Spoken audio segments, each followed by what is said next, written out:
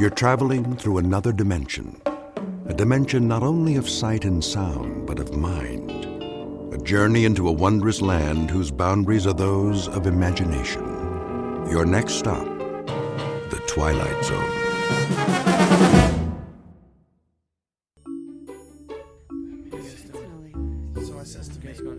Okay, everybody, listen up. Listen up, all right? I know it's late, and some of you have tests tomorrow, so I won't keep you too much longer, but I'd like to run the beginning of that last scene just one more time. Emily? Right, Mr. Galvin. Places for the top of Act 4, Scene 1, please.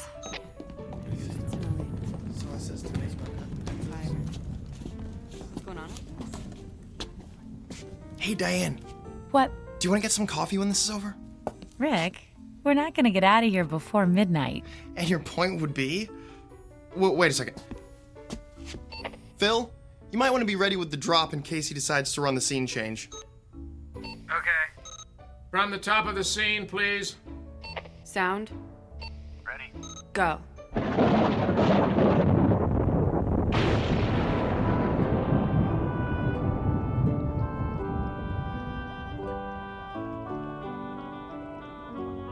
Thrice the brinded cat hath mewed. Thrice and once the hedge pig whined. Harp your cries, 'tis time, 'tis time. So, coffee? Oh, why not? I won't be sleepy till... Hey! What's the matter? Ow! Ow! Don't grab that bare-handed! Here, let me...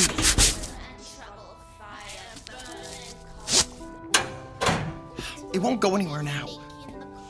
Come over here under the light so I can see your hand. No, it's okay. But that line shouldn't have taken off like that. It's tied off. We'll check it later. Diane, could you take him to the office? The first aid kit's, I don't need Oh, you were saying? Okay, maybe a Band-Aid. Come on.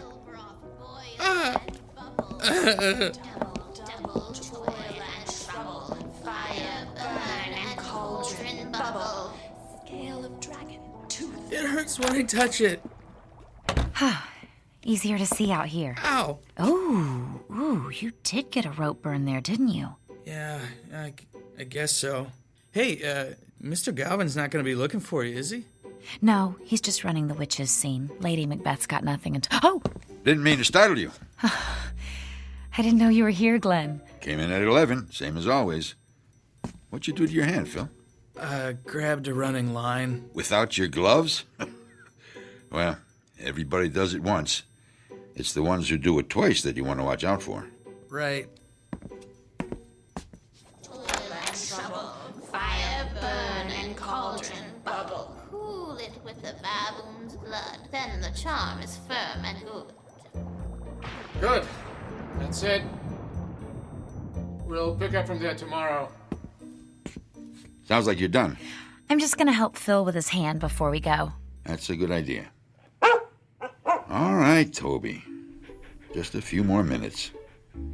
Leave the office open when you're finished, will you? It needs a good vacuuming like nobody's business. I will. Thanks. Come on, Toby. Hey, how do you suppose he got him to let him bring his dog to work? Well, he's been the janitor here since forever. That probably helps. And there's nobody else here most of the time. No need for that. She means well, just doesn't know as much as she thinks she does, that's all. All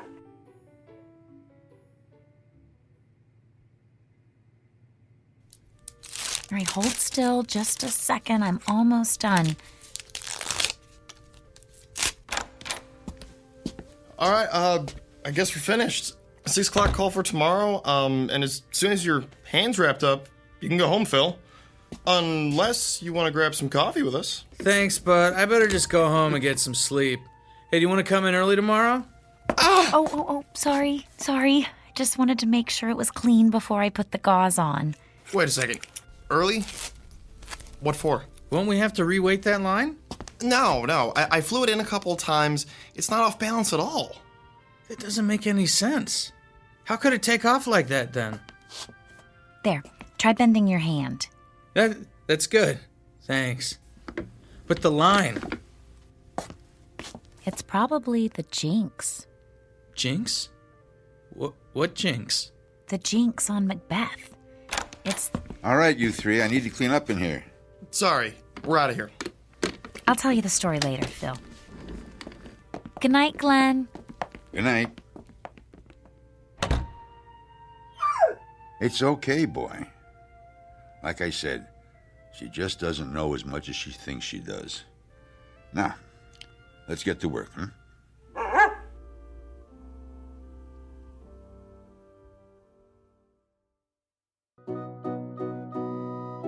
End of rehearsal for a college production of Macbeth. The sets are built, the actors have learned their lines, and the director is finally starting to believe that the show's coming together. The playwright, of course, is absent. But if he were here, he might be tempted to offer a quote from another one of his plays and remind these students that there are more things in heaven and earth than are dreamt of in their philosophies. A good idea to keep in mind, especially when the curtain is about to rise in the Twilight Zone. And now, The Twilight Zone and our story, And Cauldron Bubble, starring Virginia Williams with Stacy Keach as your narrator. Well, hey, Phil. I wasn't sure I'd see you here today. Skip a scene shop class this week? I don't know how bad you have to be hurt to get away with that. Well, at least they found you a job you can do one-handed. Yep. I can splatter fake stone walls with the best of them.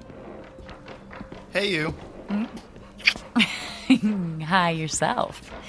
We finished with the costumes a little early, and I thought... Hey, Rick, when you two are done, how about giving me a hand with this flat? Sure, Alan.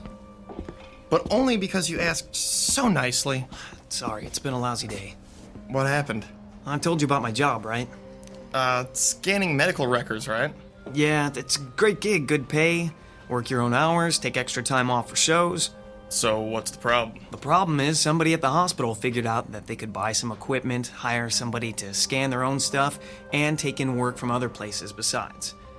Man, this piece is heavier than it looks. Hey, Diane, Lindsay, could you come here a sec? Yeah, sure. All right, 1, 2, 3, and up. There we go. Thanks. Anyway, their scanning is going to be done in-house now, so they don't need me anymore. What are you gonna do? I don't know. I can't even think about looking for another job until after the show opens. And trying to find something that fits in around this schedule, well, you know what it's like. Yeah, I'm not gonna have my job much longer if my car doesn't quit acting up. Twice this week I've been late because it didn't want to start. You can't just throw a few creepy bits into a cauldron and whip up a car repair potion? I wish. Only when I'm on stage, but thanks for the suggestion. Hey, Diane, is that your jinx again? Ha! The one on Macbeth? Oh, I hadn't thought of that. And don't start thinking about it now either, Lindsay. I swear, actors are the most superstitious people I know. Oh, and techies aren't superstitious? Go on stage and whistle, Alan. Yeah, I dare you. Hey, there's a reason for that, you know. Right, Rick? Right. The first people to fly scenery in theaters were actually sailors. They already knew how to work with ropes and pulleys, and they didn't have headsets in those days, so they used a different type of whistle to cue every line. And nobody else whistled backstage. Now, wouldn't you feel unlucky if somebody brought a set piece down on your head because you forgot that? Hey, aren't you supposed to be on my side? Always. I can tell you more about it at dinner. Come on, you guys. We got an hour and a half until call time. Who wants to go for Chinese food? I gotta go home, guys. If I don't have dinner with the parents at least one night a week, I won't need any jinxes to bring me bad luck. Believe me. Chinese sounds good to me. Yeah, me too. Got that last paycheck burning a hole in my pocket. Ah, so you're treating then? Phil, there's a whole lot of you that hasn't been wrapped in gauze yet, but that could change. Ow.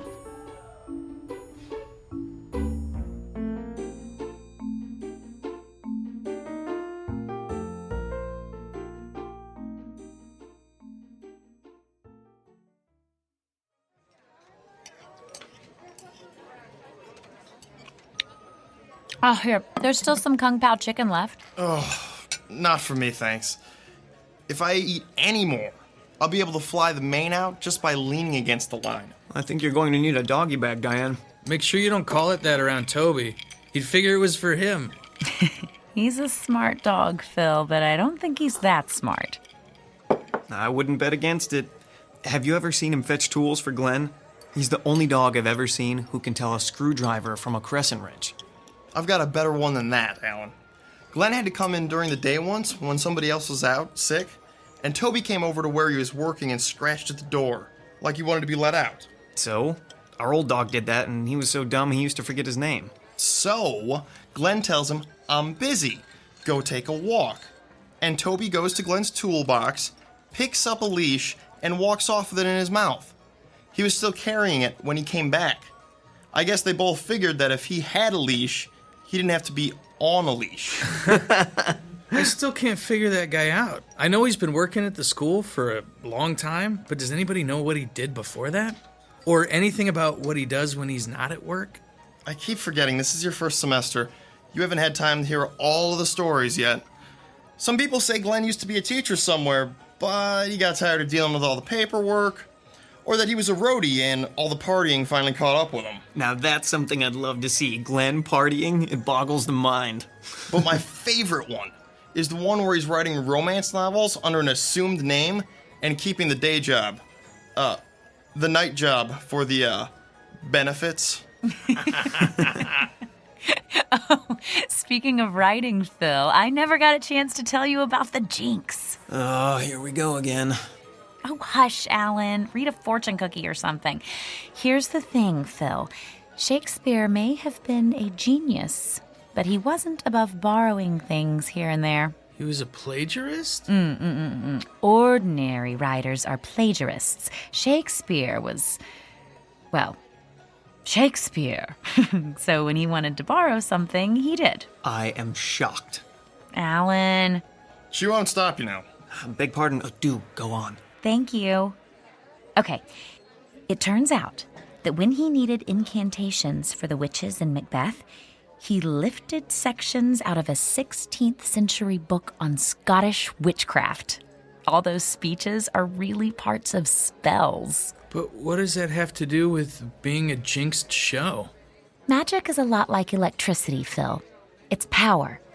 If a spell's done properly from beginning to end, the power is contained. Focused. But if you just throw bits and pieces around with no real point to it and no direction, well, it's unpredictable. It's the difference between a light that comes up on cue and one that shorts out and arcs all over the place. See what I mean? Yeah, I think so. And the arcs are what brings the bad luck? Exactly. Every time Macbeth is performed, or rehearsed, or even read, uncontrolled power gets set loose. That's why some actors won't even say its name. They call it the Scottish play instead. Tell him what you're supposed to do if you do say it. Oh, you're making fun of me now. I just thought he'd want to hear it. Right. Well, I've never done it myself, but if you say Macbeth, you're supposed to spin in a circle 3 times, spit and swear. That takes the hoodoo off. Oh, that would make for a fun performance, wouldn't it? Tragedy, horror, spinning, spitting, swearing. And you wonder why I didn't mention it. Come on, you gotta admit, babe, it sounds a little odd. Oh, of course it does. And useless, too. If you actually wanted to do some good, casting a protection spell would make a lot more sense. No offense, but how do you know about this stuff, Diane? Well, my last roommate had a ton of books on magic. She left them when she skipped out on the rent. If you'd like to, I Better can... hold that thought. We've got to go soon, Lady Macbeth. Uh-oh. You know what I have to do now, don't you? I know that if you do, I am going to take a picture and use it for my screensaver, especially since you don't believe in any of this anyway. Hey, I'm not saying I couldn't be convinced. I just haven't been, yet. Well, I hope this isn't the show that changes your mind. Me too.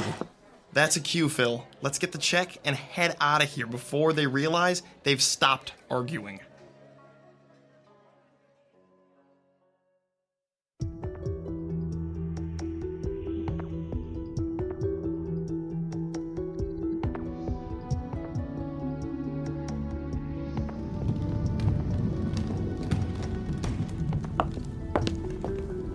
Rick, have you seen Lindsay? Not since before we left for dinner. She isn't in the green room? Not in the green room, not in any of the dressing rooms, not in the office. Mr. Galvin's going to want to call places as soon as the scenery is set, and we're starting with her entrance. Hold on, just a second. Has anybody seen Lindsay? Emily's looking for her. Yeah, she's not up here. Sorry, nobody's seen her yet. Oh, this is going to be ugly. You know how Mr. Galvin gets when somebody's late. I sure do. I was late once, my first show with Sir James Galvin, theater director par excellence. I thought he'd get me kicked out of school before he was done. Emily? Here we go. I hope he doesn't decide to shoot the messenger.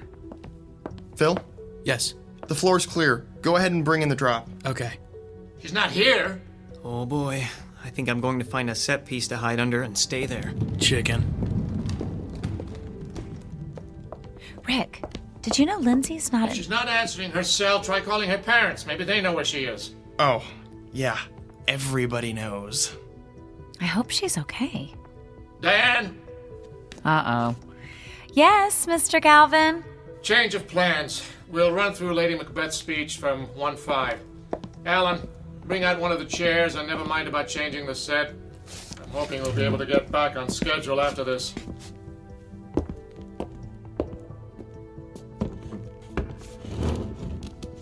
All right, that's fine. All right, Diane, from your entrance. Go. They met me in the day of success, and I have learned by the perfectest report they have more in them than mortal knowledge. When I burned in desire to question them further, they made themselves air into which they vanished. Mr. Galvin? Whilst I stood... Stop! Emily, why would you... Emily, what's wrong? I didn't get an answer at Lindsay's parents, so I tried her cell again. Her father answered it this time. They're at the hospital with her in the emergency room. While she was on her way home for dinner, she got into an accident. Her car stalled out in the middle of an intersection, and she got broadsided by somebody trying to beat the light. Did they say how badly she was hurt? They think she's going to be all right. Her left arm's got a bad break, and her mom says she's one big bruise. But it could have been a lot worse. All right, then. Can I have everyone on stage, please? Quiet, please. Now, most of you probably just heard that Lindsay Morgan was involved in a car accident this afternoon. From what her parents told Emily, she should make a good recovery. However, I know that the show must go on is a cliche, but it's true all the same. Laureen. Yes, sir? You've been understudying Lindsay. Do you know Hecat's lines well enough to work off book? Sure. The rest of you can take a break while Laureen and I go over some of the blocking. Then we'll pick up where we stopped last night, at Hecat's entrance. We shouldn't be long.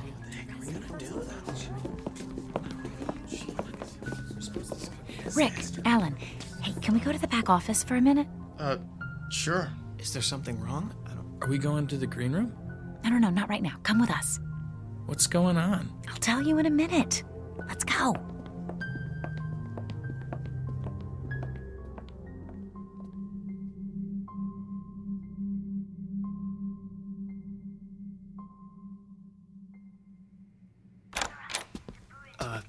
Diane? What? I'm still not sure I believe in jinxes, but it seems like something strange is going on here. Oh, good. The monitor's on. We'll be able to tell when they're done. Babe, you want to tell us what this is about? Remember what I said about protection spells?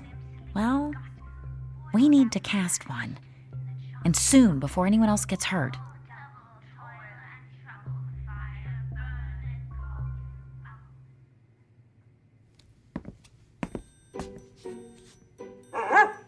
Settle down, Toby.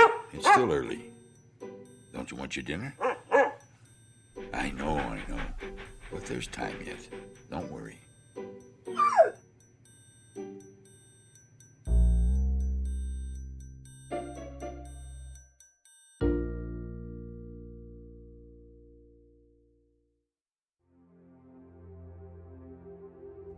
Wolf, which is I think we should do it tomorrow night if we can, before we get an audience in here. You're starting to weird me out a little, Diane. Phil, she might be right. What? Think about it. Lindsay could have been killed. Maybe somebody will be next time. There are a whole lot of things you don't want to have happen when you've got a stage full of people. Exactly. And that's another thing. If I am right, this is going to get even worse because the witches' scenes are going to be rehearsed so much more now with Laureen taking over Lindsay's part. Are you sure you can do this? Cast a spell and make it work? Yes. Yes, if you'll help me. I don't know how much help I'll be, but I'm not gonna let you try this by yourself. Count me in. Me too, then. But I'm still a little weirded out, you know? I know. Okay, I think they're finished. We'd better go. All we have to do is find a way to have the place to ourselves for a little while after the rehearsal tomorrow night. And it'll be okay. I'm sure of it.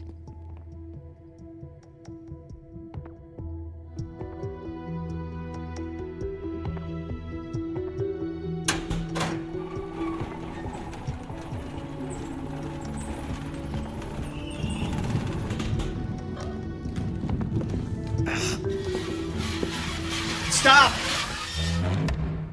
Bring up the lights. What's wrong? Sorry, we were moving the castle stairs out, and I think there's something jammed in the casters. Oh, for the love of... Can you see what it is? It's somebody's sword. Well, it was. I mean... Can you move the unit now? Yes, sir. All right. Get it into place. Rick. Yes, Mr. Galvin. Bring the drop in. And then I want everyone to stop whatever they're doing and listen for a minute. Shit, I'm glad I'm not the one who dropped that sword. Well, I don't know how anybody could have dropped it. What do you mean?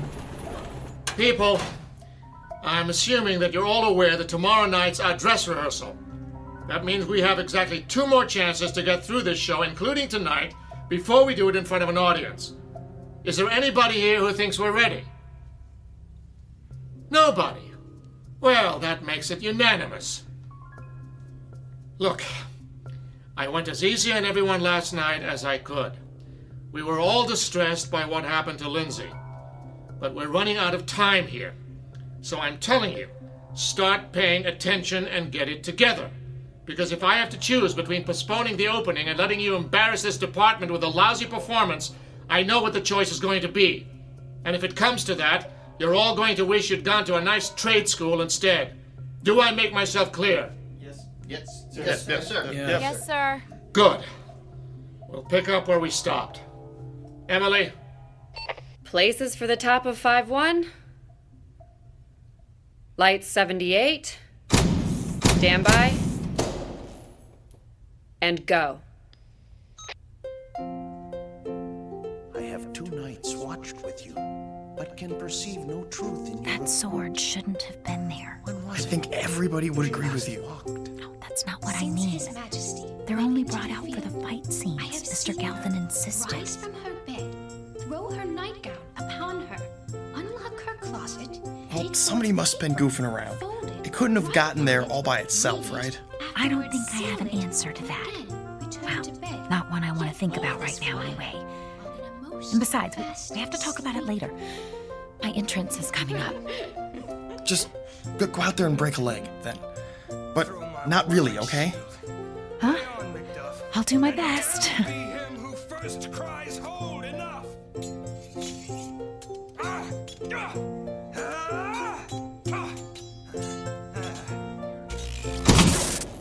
All right, don't move. Everyone stay right where you are. We should have backup lights in just a moment. There, can you all see? Yep. Yes. Good. Yes, sir. I'd say what else could go wrong if I weren't so afraid I might find out. So, here's what we're going to do. There's just the rest of the scene left and we're done. We're going to have an early call tomorrow and finish it before we start the dress rehearsal. Be here at 5. Whatever the problem with the power is, it should have been taken care of by then. Let us hope. Do we need to let Glenn know before he comes in? I don't think he'll bother coming in when he sees that the power's off, do you? Well, just put any props you have out away. Leave everything else as it is. That'll save us a little time tomorrow. Be careful on your way out, everyone. And do I really need to say, be on time tomorrow?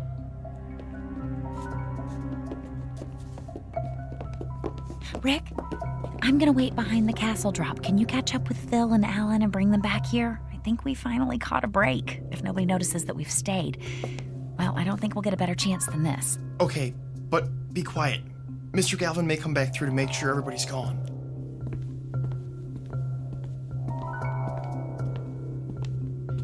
Hey, guys, have you seen Mr. Galvin?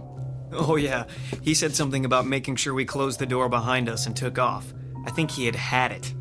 Oh, so we're the last ones here. Yeah. We hadn't seen you or Diane, so we figured you must still be back here. Okay, let's get started. I want the power going out to be the last shot that jinx gets at us. Sounds good to me. What do we need to do first? I brought this book. Oh, but I need more light, and we have to get enough room to stand in a circle. Let's go further downstage.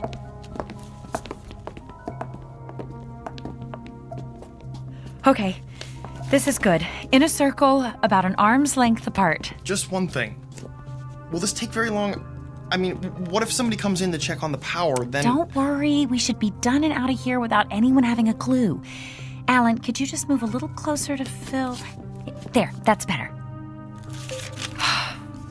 Everyone needs to focus, to think about surrounding the theater and everybody in it with a white light that nothing bad can pass through. Just keep that image in your mind while I'm reading, okay? Okay. Here we go then. Spirits of air, grant us your protection. Spirits of earth, shield us with your strength. Spirits of water, make all that would harm us flow by. Spirits of fire, wrap us in the safety of your flames. Wait, did you hear that? Shh, not now. If we don't do it the way... Quick, get off the stage. Now! Diane, look out! Oh!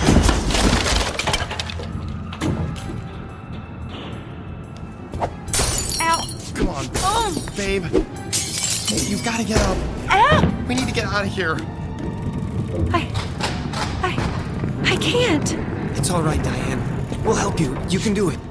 Oh, Diane, something really bad is happening. We can't stay here. my side hurts. I think she's bleeding. Oh, ow. We'll have to carry her then. Let's just pick her up. Ow, and... ow, ow, ow. Hey, ow. the lights are...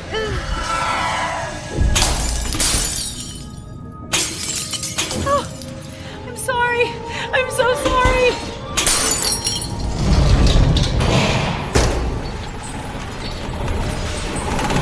Hold!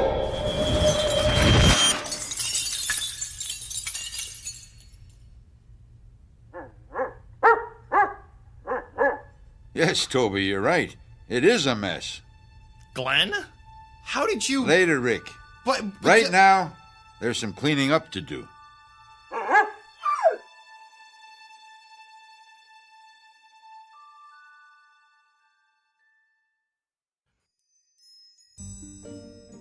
But, Glenn... Have a little patience, Rick. That's half your trouble, all of you. Not an ounce of patience among you.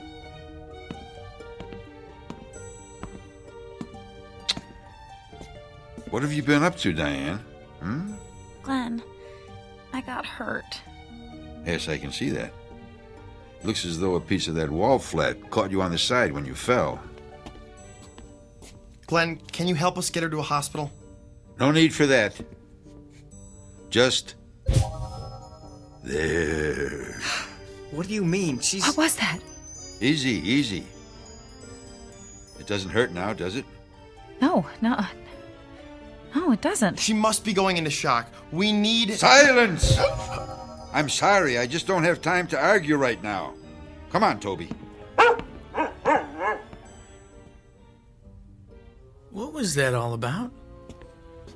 I couldn't talk. Couldn't make a sound. Rick, could you help me up, please? No. Babe, don't try to stand up. But I'm fine. See? A little quiet, please. Thank you. All that is broken, be whole again.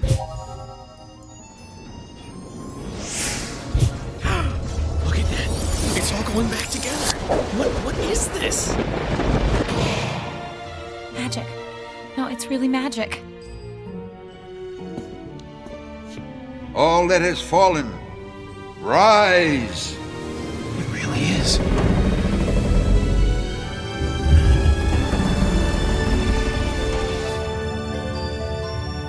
All that has been disturbed, return to your proper place.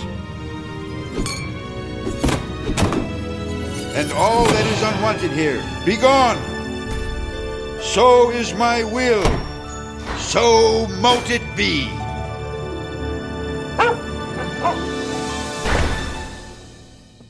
Thank you, Toby. That was just the extra push it needed. Nasty stuff, wasn't it? It really is. Glenn? Oh, yes. You had some questions, didn't you? Well, I have a few to ask you first. It's really not, I mean... Let's go sit down. There's nothing more to do here, and this could take a while.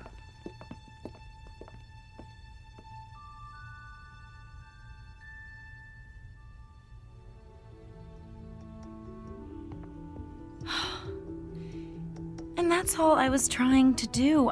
I just didn't want anybody else to get hurt. But you haven't learned enough yet to protect yourself, much less anyone else. No. Overreaching. Everybody does it once. It's the ones who do it twice that you want to watch out for. I'll remember that. No, you won't. But that's all right. Glenn? Who are you? Really, I mean... I'm a janitor, among other things. What other things? Not a romance writer, I'm guessing? Is that the story they're telling now? Well, I've been accused of worse. Glenn, seriously. Seriously? Oh, why not? It won't matter anyway. I'm a magician. A wizard. A warlock. Whatever you want to call it, Diane, that's what I am. And have been for a very long time. I've learned to adapt to my station in life. I'm sorry, but a wizard? It just sounds unbelievable. Does it really? After what you've seen tonight? He has a point, Phil. Okay, but you have these, let's call them powers. We've all seen them. Why would you waste your time working here? I mean, you could do anything. You think so? Sure, why not? Because there's no such thing as magic. What? But you... That's what everyone says now, isn't it? Magic? That's something you go to Vegas to see, or to the movies. Something you read about in children's books. If it's something real you're after, you go to a scientist, an astronomer, a physicist. It's only the scientific marvels that matter now. The age of magic is past. Hush, Toby. A man's entitled to a good grouse every century or so. Every century? Glenn, how old are you? Old enough to have seen Shakespeare's plays when they opened, and to have been written into his last one. You're 400 years old? Nearly 5. And you know, I still haven't forgiven that wretched scribbler for what he did to me. Not that it wasn't my fault, too. Vanity. All vanity. I knew who he was, and was dumb enough to be flattered when he sought me out. Someone had told him that if he was going to write about trafficking with spirits, he should talk to me. And fool that I was, I helped him. Then I went to the first night of the Tempest and saw myself on the stage. You're Prospero? Oh, he used another name, I'll give him that. But no one who knew me could have mistaken that character for anyone else. I left the city the moment the curtain went down and never returned. It wasn't easy, but I did it. Made a new life in the colonies. Kept to myself and moved on often enough that no one got suspicious.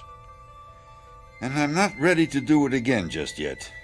So we have a little problem, don't we? No problem. He's right. We wouldn't tell anyone. You would, though. Sooner or later, you wouldn't be able to help yourselves.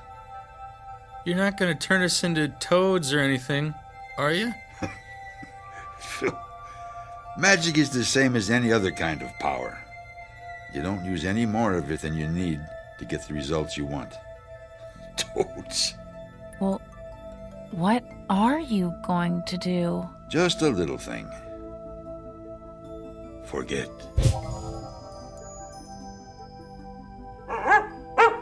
And what are all you doing here? Aren't you done for the night? We are... But what? Well, we had to come back to To what? I don't remember. Yeah, me either. It couldn't have been too important then, could it? No, I guess not. So why don't you clear out and let me get to work here? I'm already behind from having to wait for the power to come back on.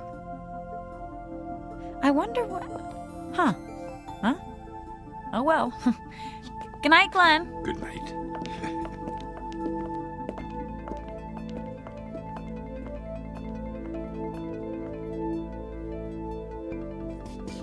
Toby, I think we've done a good night's work already. What do you say we do this the easy way? Just this once.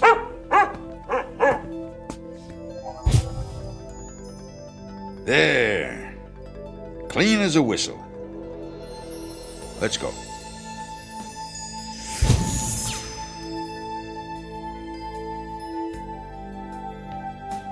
Exit stage right. A janitor and his faithful dog. Both good actors who know very well how to play the parts the world around them expects, and how to slip into very different roles when a casting call comes from the Twilight Zone.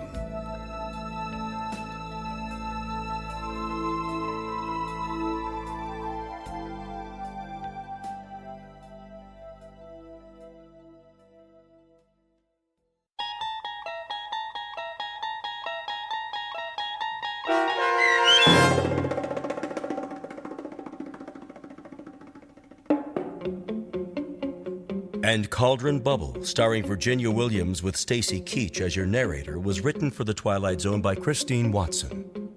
Heard in the cast were Ron Dean, David Darlow, Brian Plaharchuk, Taisha Davis, Patrick Francis, John Hugenacher, Joby Cerny, Robert Richards, Rachel Greisinger, Natalie Berg, Katie Rose Sheehan, and Margaret Grace.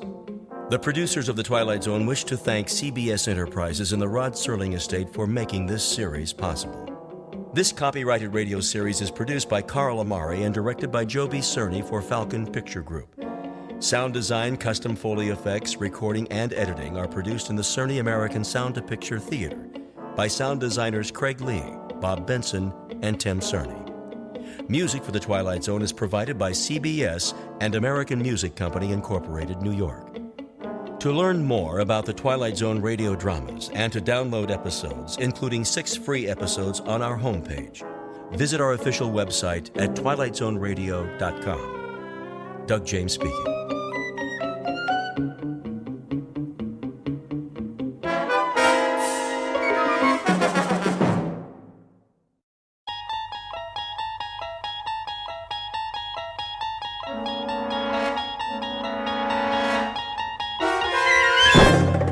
There is a fifth dimension beyond that which is known to man. It is a dimension as vast as space and as timeless as infinity. It is the middle ground between light and shadow, and it lies between the pit of man's fears and the summit of his knowledge. This is the dimension of imagination. It is an area which we call the Twilight Zone.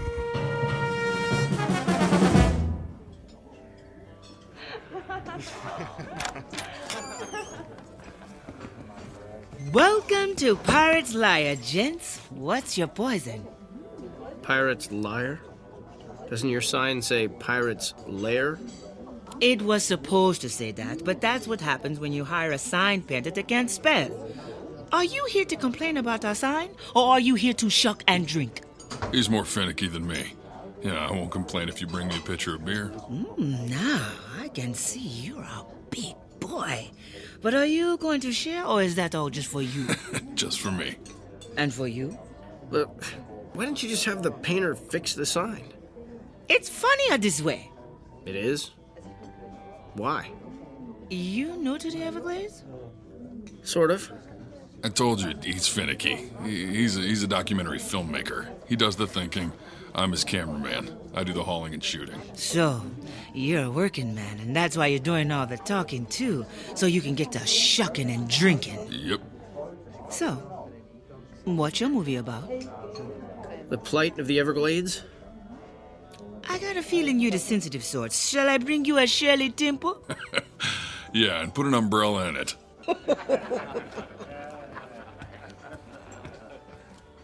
Thank you very much for blowing my cover. What do you mean? No one knows you're here. I'm here to get a story. Now that all the locals know I'm a reporter, everybody's gonna clam up. That's a good one. What's so funny? Clam up. We're in a clam bar. You do have a sense of humor. Yeah, I surprise myself sometimes. Now, what's so funny about Pirate's Liar? Would you trust a pirate to tell the truth? No. The sign painter made a mistake. That was the truth when he called this place Pirate's Liar. All pirates are liars. They have to be so nobody finds their buried treasure. If that's true, then why does our place map have a treasure map on it? Your placemat has a treasure map on it, so you'll have the directions on how to find this place in case you want to come back. Here's your Shirley Temple. Yep. Here's your pitcher of beer. Any other questions? Yeah. What smells like fish? Me. I'm a fishmonger. I do a lot of shucking. Personally, I find that smell refreshing on a woman.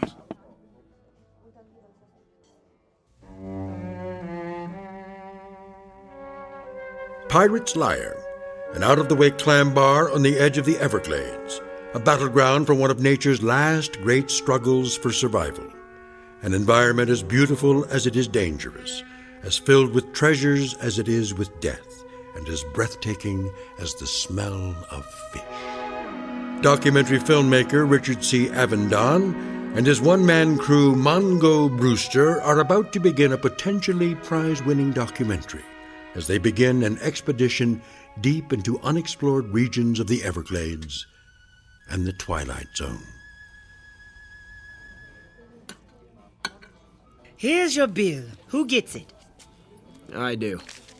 I'll be outside getting some fresh air when you're ready. Are you Charlene? Yep. What's this phone number under your name? That's my phone number for the big guy, just in case he loses his treasure map. Catch more flies with honey than vinegar.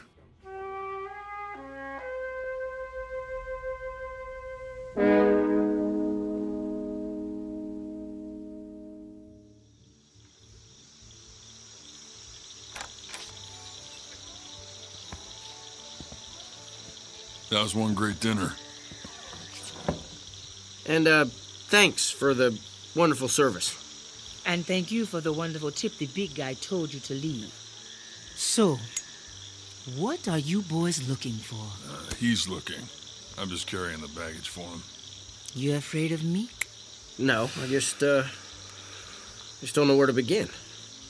Well, I'll give you a hint. Just take a second and listen. What am I listening to? Nature. It's out there calling your name. Listen.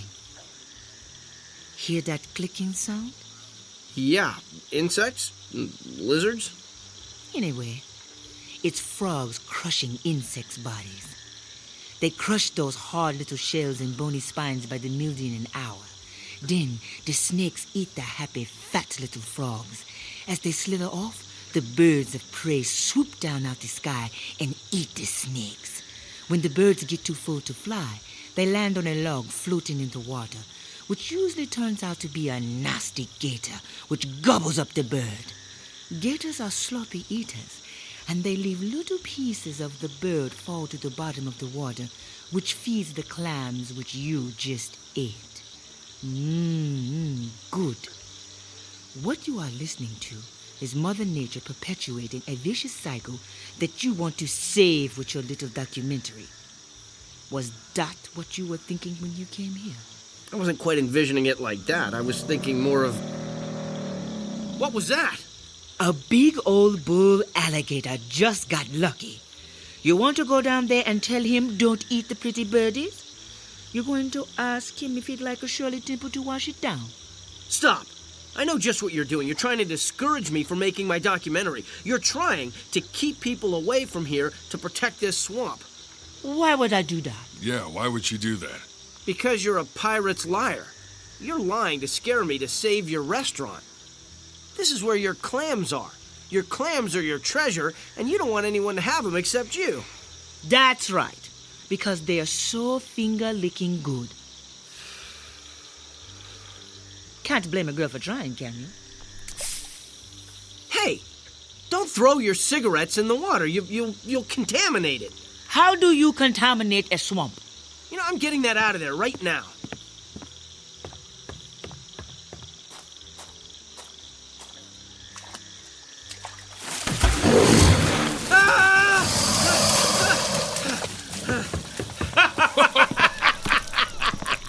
Don't say I didn't warn you. Still think I'm a liar?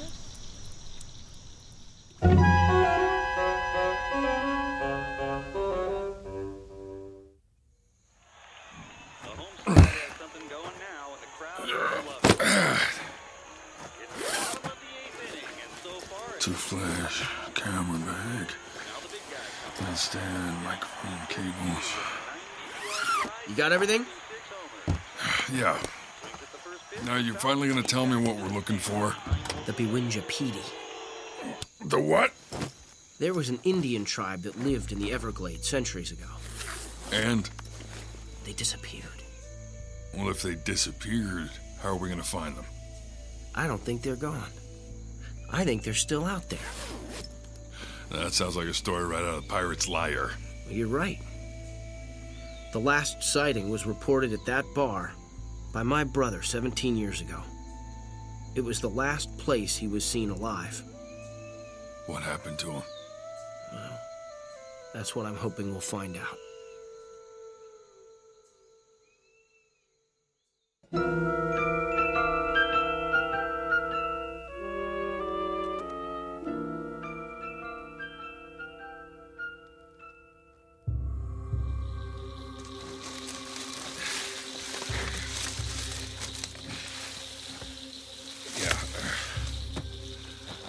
It's getting late. I can hear the toads eating the bugs faster. Let's find a spot to set up camp. Well, that looks like a nice spot over there. I was hoping for a Holiday Inn, but I guess a dry spot will have to do. Get a shot of me in the sunset.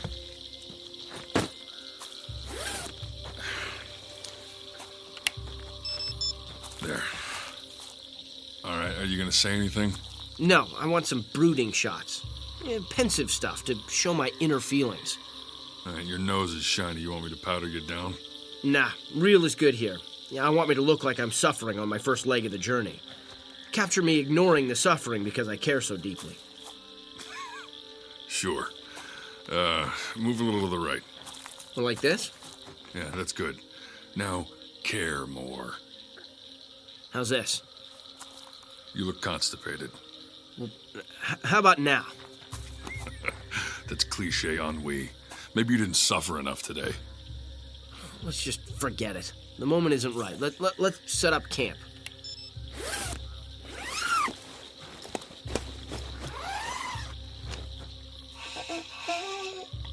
Don't worry, I'll do my share. Don't be sarcastic. What do you mean? Well, that pathetic little voice you just did under your breath. I didn't say anything.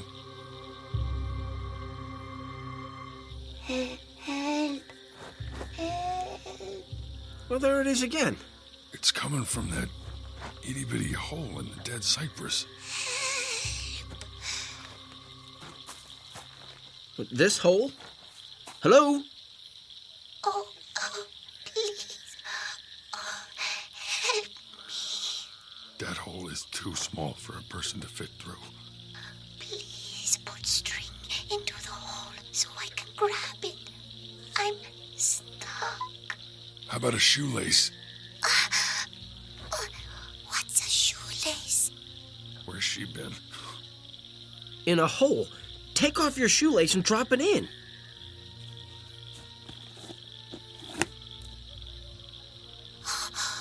Got it. Pull. Okay, hold on. Be careful. Oh. Yes. At last, I'm free. Thank you. It's... What is it? Get the camera. What? Who are you? I am the Princess Bewinjapiri. You're only 2 inches tall. That's because I'm wasting away. Quickly, feed me.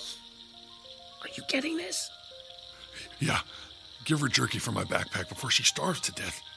Do you see how small she is? How's she gonna eat jerky? We need baby food. Wait. You know what? I've got some yogurt. I'm dying. Help! Here. Here's some yogurt. Eat. Oh, you. What is that? Toy! I want meat. I want meat. Here, take some jerky.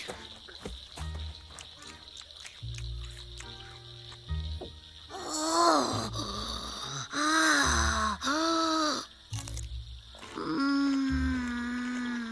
That's what I figured. Indians invented jerky. You're crazy. Jerky was invented by a second-generation German guy in Milwaukee. I did a documentary about it. Good. I want more. I want more. What happened to you? My tribe's medicine man put a spell on me to protect me 400 years ago. My tribe discovered the fountain of youth. Bad men tried to steal the water. Our medicine man gave me the power of the shape shifter. I made myself invisible so the bad men would not find me. It is hard to see when you are invisible, and I accidentally fell into the water of the fountain of youth, and it shrunk me. Food! Did you get that?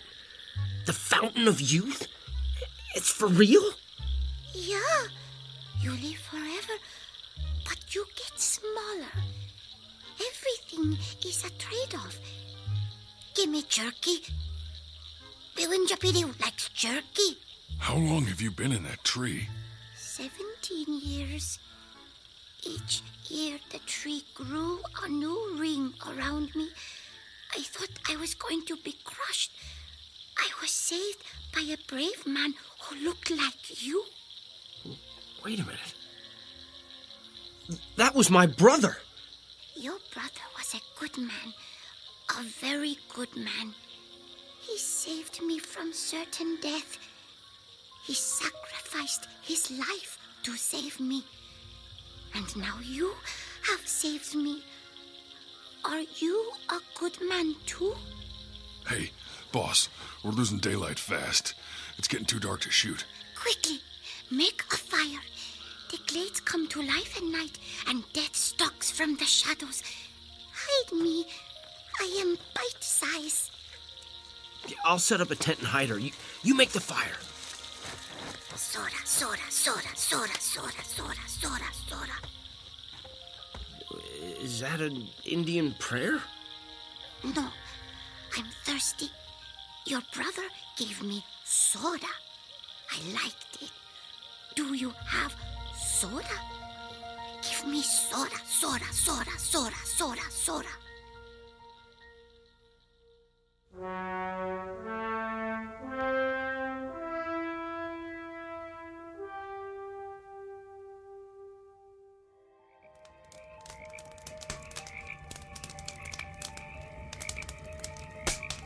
All right. Now we have campfires all around us. We should be safe. This is like sleeping in a zoo at night, except the animals are loose and we're in a cage and can't close the door. How did she survive out here? Well, the Lone Ranger always has Tonto what to do. Indians always seem to have a sense of how to get in touch with nature. But she's dead asleep. She's full of jerky and soda. I don't think she's going to be in touch with anything tonight. Maybe we better put her between us to keep her safe. Good idea. Good night. Good night.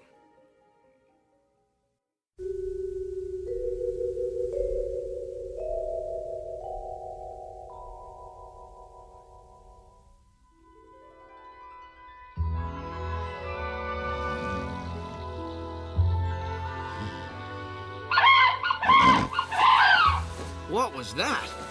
I don't know, but I heard it too. I guess we're still alive. Where's the little princess? Still under the covers. What did you put around her? Nothing. Whoa. There's something pretty big under there. Yeah. Let me grab a stick. You pull off the covers. All right, on the count of 3. 1, 2, 3. What the? Huh? Where am I? Huh. Who are you? Biwinjapiri. You're a full-size woman. Yeah, a beautiful, full-size woman. Mongo, get the camera. She grew. Yep.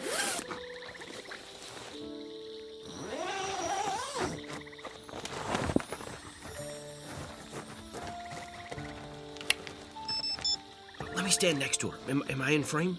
Okay. This is the 2-inch tall woman we filmed last night. Now she is taller than me. Wait. How do we know you aren't someone else? I still have his shoelace. Yeah, it's not good enough. Like, you could have mugged the little princess and took it. Okay, wait a minute. All right, I've been careful not to mention my brother's name to you. What is it? Your brother's name was Eugene. That's right. God, this is insane. You grew to 6 foot overnight? Are you going to continue to grow? No. Each time I emerge from hibernation, I rehydrate, and I always grow back to the same size I was before I was enchanted. Then what? Then a member of my tribe arrives to equip me for my journey, during which I pay respects to all my ancestors. Look! Charlie! Charlie! Oh, Charlie! Now what? What is that? I think it's one of those airboat things. Yeah, well, it's heading right toward us. Hello, princess! Film this. He's wearing a Hawaiian shirt. Film it. He looks like he just came from a Jimmy Buffett concert. Welcome. Are you a visitor from the past? No, I'm Charlie. I see you found Biwinjapiri. Charlie, did you bring my talisman? Yeah. And I brought some carry-out from Pirate's Lair. Hey, big guy. Charlene is sweet on you. I know. She gave me a map. She also gave you a lobster sandwich and some calamari. Me, she charges. You get it free, big guy. Here. Who are you, and why are you here? I told you, my name is Charlie. There's not much work for Indians, so I make deliveries for Pirate's Liar because I know the glades. Yeah, I gotta go. Charlene, keep me on a short rope. Hey, wait, come back! What is going on here?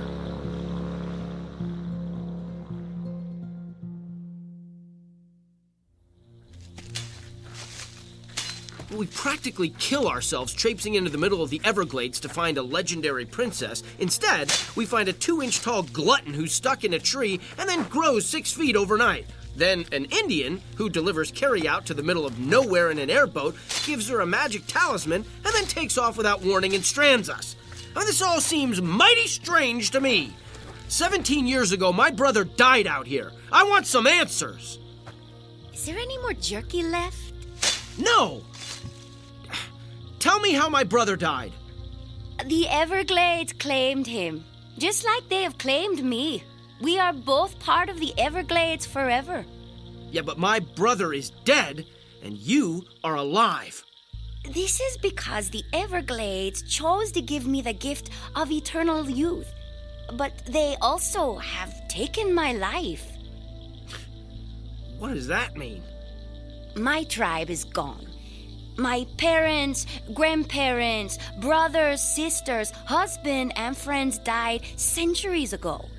I am eternally alone, struggling each day to remain alive.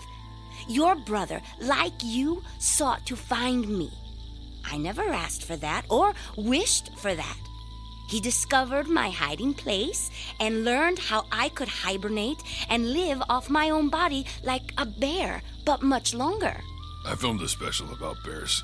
We roused one from hibernation, and it wasn't such a good idea. Leave a sleeping dog lie. What are you saying? That my brother woke an animal? Don't move. Freeze, boss. Durak-dura sanua puta junja.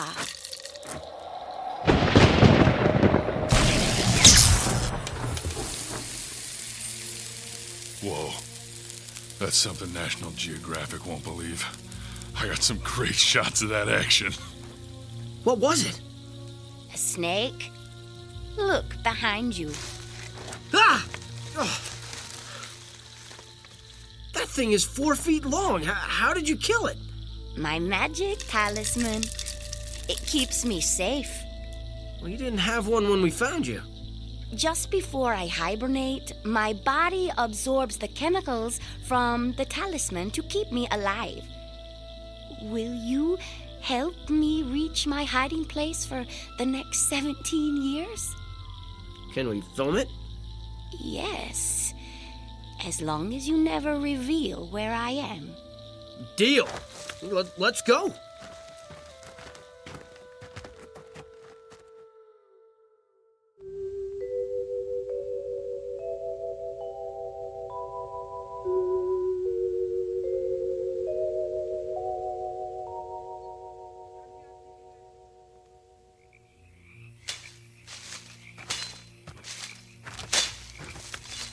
We are almost there.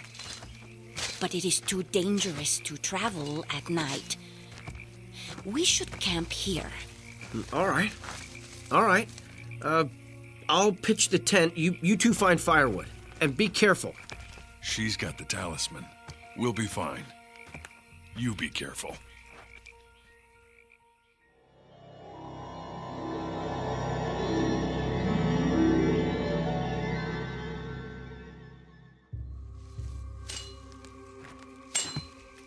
Oh, hey, there's some dead brush over there. That'd be good for starting a fire. What did you think when you first saw us? You reminded me of my husband, a tall, strong warrior. You didn't think I looked like a pack mule? No. I found you attractive. What was your husband like? His hair was like silk, but black as a crow. His body was supple, and he moved like a jaguar. His eyes were soft and warm, and when I looked into them, I found him irresistible. Wow. I wish I had eyes like that. Look into my eyes. Huh? I see.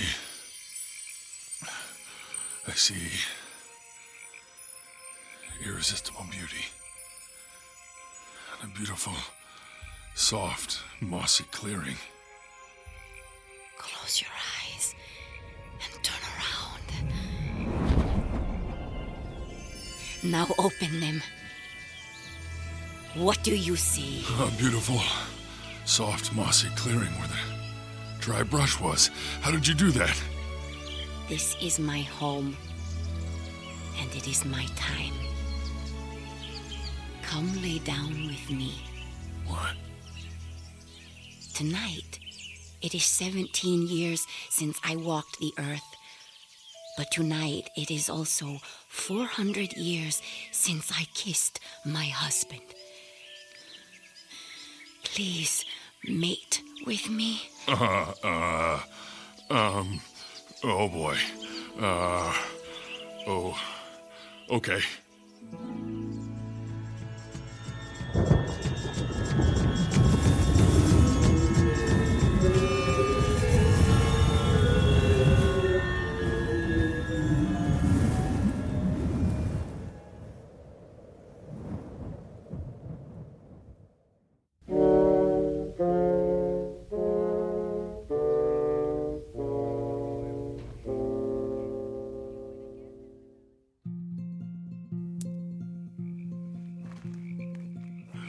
Unbelievable. Oh, that was unbelievable. Oh. Princess? Where are you, Princess? I'm over here, by the tree. What are you doing over there? You fell asleep. I didn't want to wake you. Hey, I don't know how to say this, but, don't tell Richard what we did. If that is your wish, I don't want to hurt your feelings, but he just wouldn't understand. then he shall never know. Harum dara dum sumanu watum. You just hold your talisman and say a few words and that's it? Yes, relax. I just turned our bed of moss into a bed of quicksand. Our secret will be buried forever. What? Well, hey! No, hey, I'm sinking! Now you will be part of our homeland forever. You'll always be here with us. With me. No! Help! Help!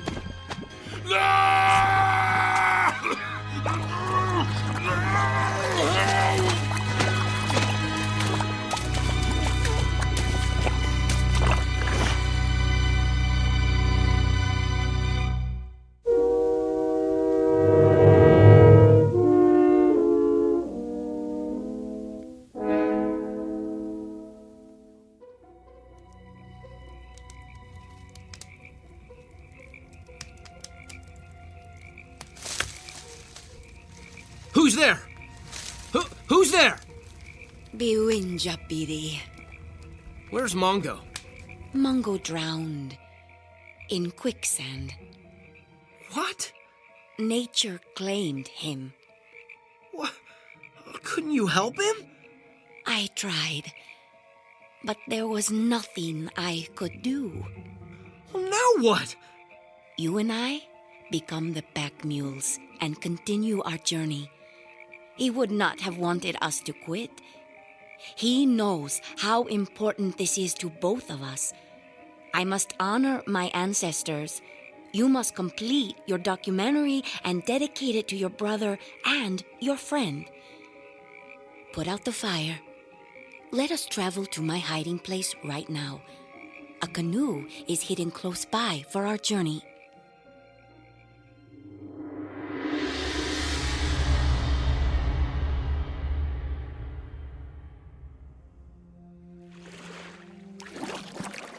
Leave everything in the canoe. You will be leaving shortly.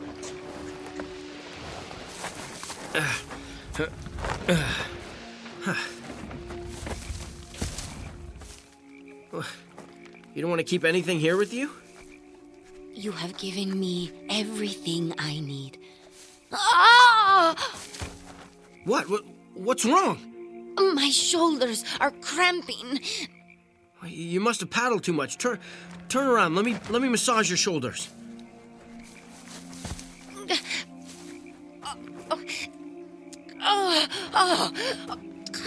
It hurts so much.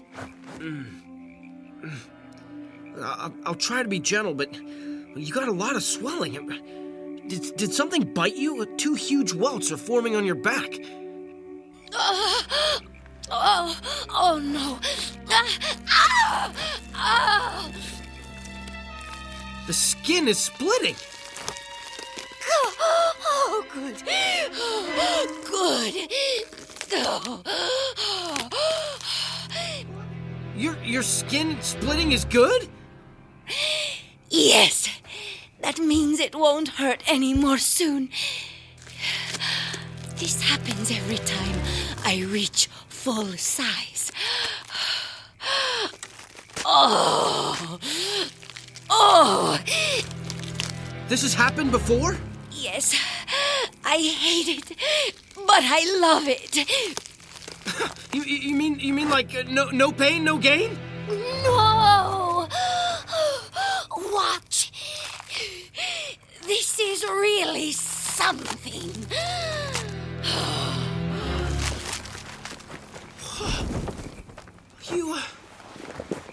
You grew wings. Yes. Yes. Aren't they beautiful?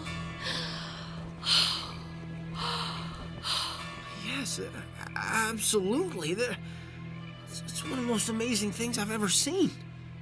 I'm so glad we had moonlight so you could see everything. In moments, I must ascend to there. See? The crook of that ancient cypress? Yes. 17 years is a long time. What will you dream of? Meeting someone as kind and caring as you or your brother when I awake 17 years from now. Without your help, I would never have survived. Quickly, set up the camera. The moonlight is perfect. Set the camera up so the moonlight will shine on me as I ascend to the top of the tree. Imagine how beautiful it will be with the moonbeam sparkling on my gossamer wings. Yeah, it would be an incredible thing to see. We must hurry.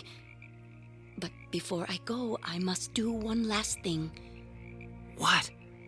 I must have a final meal. Something that will last me 17 long years. Princess, I just had a terrible thought. My blood kind of turned cold. Why? You're not gonna eat me, are you? Eat you?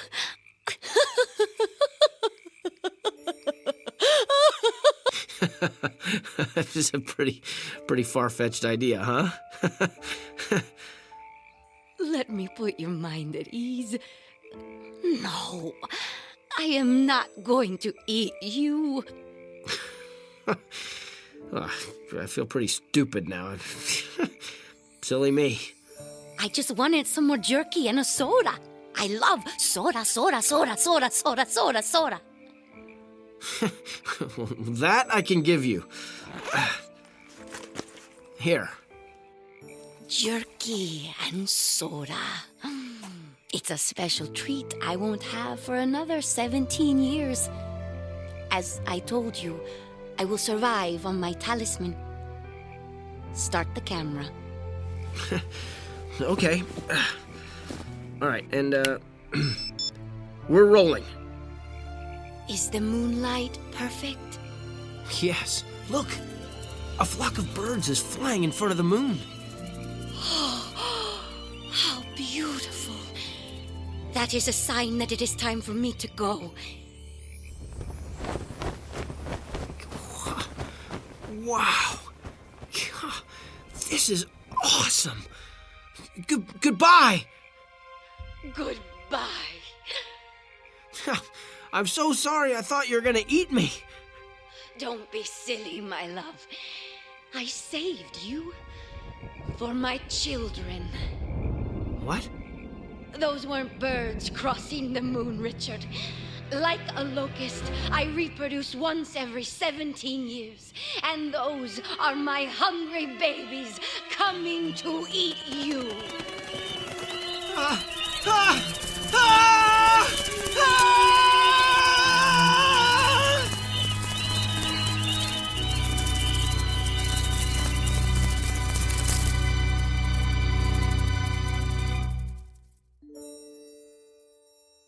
When tourists visit the Everglades, they see signs that read, "Don't feed the animals," and they laugh as they recall disasters they have witnessed in the movies.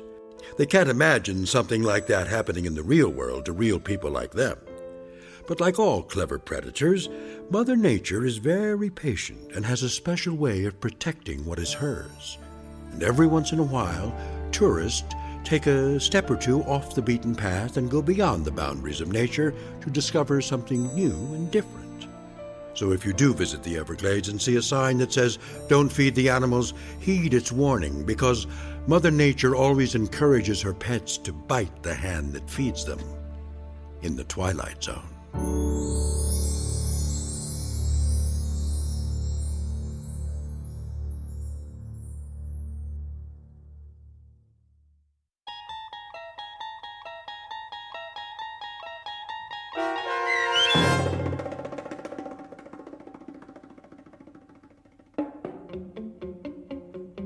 Bewinjapedi, starring Sean Astin with Stacy Keach as your narrator, was written for The Twilight Zone by Joby Cerny.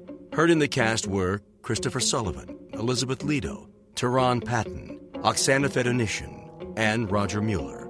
The producers of The Twilight Zone wish to thank CBS Enterprises and the Rod Serling Estate for making this series possible.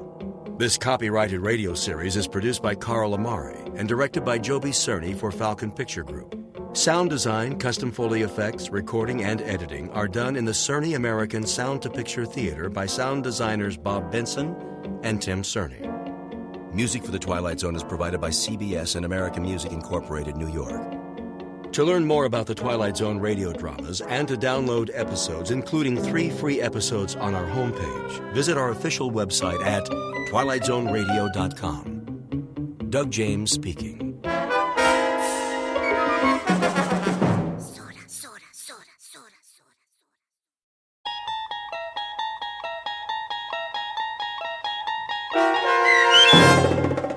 Death's Head Revisited, starring H.M. Wynant, with Stacy Keach as your narrator, was adapted for radio by Dennis Etchison and based on a script by Rod Serling.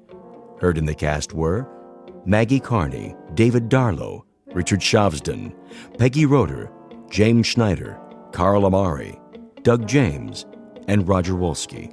To learn more about the Twilight Zone radio dramas and to obtain audio cassettes and CDs of these programs, visit our website at twilightzoneradio.com.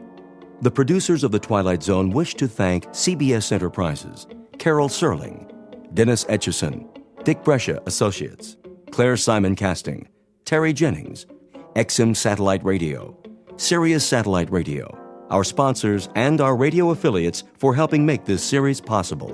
This copyrighted radio series is produced and directed by Carl Amari and Roger Wolski for Falcon Picture Group. Doug James speaking.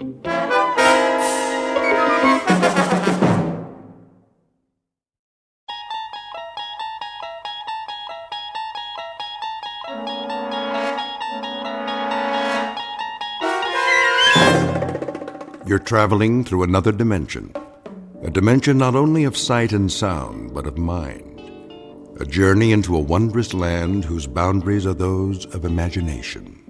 Your next stop, the Twilight Zone.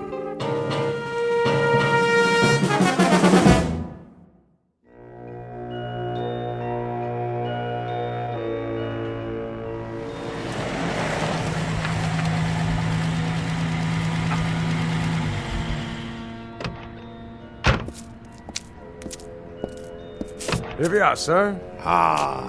Oh, the old inn on the square. Yes, sir. How perfectly charming. You have been here before? No. It's just as the guidebook said. Let me get your bags. In a moment. First, let me see if they have accommodations. Very good. I'll wait, sir. Hello? May I help you? Good day. I've just arrived in your town. Yes, sir. And I was wondering, do you by any chance have a room available? Let me see. That would be a single? Yes, I'm traveling alone. I can give you a lovely front room overlooking the square. That would be perfect. Would you care to see it? No need. I'm sure it will be quite satisfactory. In that case, welcome. If you would be so kind as to sign the guest book. Of course. Thank you, sir. There was something else? No, sir. Well, then? Yes? The key. Oh, yes, the key. Mr. Schmidt, is it? That's what I've written. Of course. Of course what? I mean, sir, I just wondered... Well, it was just that... You wondered what? It's just that you remind me of someone, Mr. Schmidt. Oh? During the war. The war, so long ago. There are times when it does not seem so. I suppose. There were SS stationed here. You don't say. They used to come to the inn very often. Did they? When they were off duty. Well, that must have been a very busy time. Busy, sir? Eventful. Yes. Well then. Will you be taking your meals with us? Perhaps. I should like to explore the town first, see the sights this afternoon while there is still light. As you wish. Ah, yes. Very, very quaint outside, isn't it? Quaint? Picturesque. Some have said so. You'll be here long? A day or two, perhaps. I'm not sure. You see, I'm on holiday. And you've never been here before? No, never. I'm told the scenery is lovely. I understand there's a wonderful old medieval castle one can visit. Castle? Oh, yes, sir. Very old. And other things? What do you mean? Other sights. What would you recommend for a tourist? Very little else, sir. Very little else of any particular interest. I'm told, though, that the town was quite active during the war. Active? Sir, it was like most places in Germany. Ah, but I'm told that it was not like most places. I'm told that it had some special attractions. What was it? A work camp or something that you had here? Something of the sort, sir. Well, was it a camp or not? A camp, sir. How's that? A camp, Mr. Schmidt. A concentration camp. You mean a relocation camp? Really, now, that's odd. I'm getting old, I guess. For the life of me, I can't seem to recall the name. Sir? The name. Surely I must have read about it. What is the name of this town? Dachau, sir. Dachau.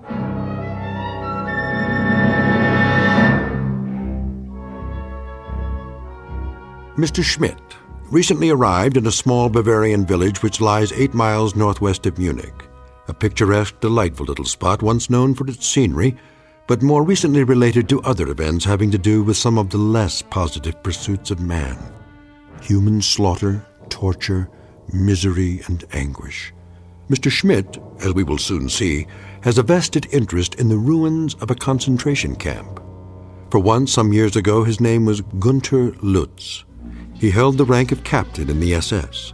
He was a black-uniformed, strutting animal whose function in life was to give pain.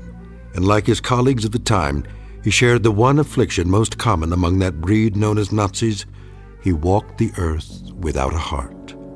And now former SS Captain Lutz will revisit his old haunts, satisfied perhaps that all that waits for him in the ruins is an element of nostalgia. What he does not know, of course, is that a place like Dachau cannot exist only in Bavaria. By its nature, by its very nature, it must be one of the most populated areas in the Twilight Zone.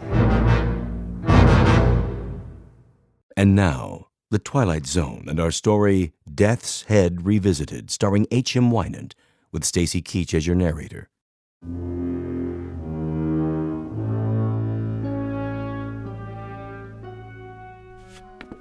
To be sure, Dachau. Once a peaceful place to live. But now? The camp, it's just there on the hill, isn't it? Yes. And that group of buildings, that would be the barracks. For the workers. Workers, sir? And the officers, of course. I wonder if their quarters are still standing. Most of us would like it all burned to the ground. Oh? Such a disgrace. Yes, of course. Or perhaps it could be turned into a shrine. A shrine? For the men who lived there. Officers and workers alike. 1 million people were put to death there. Men and women and children, but not the officers. It is already a shrine. Yes, I see your point. Will there be anything else? No, I'm off to do some sightseeing. Good day to you.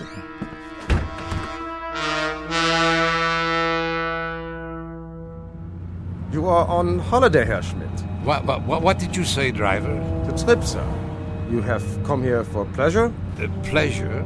Oh, yes. A rest, to relax, to forget. It's the best kind of trip. To rest and enjoy life. That is all that matters to me now. For all of us, I should say. It's true. We work, we slave, we do the bidding of others instead of tasting the fruits of our labors.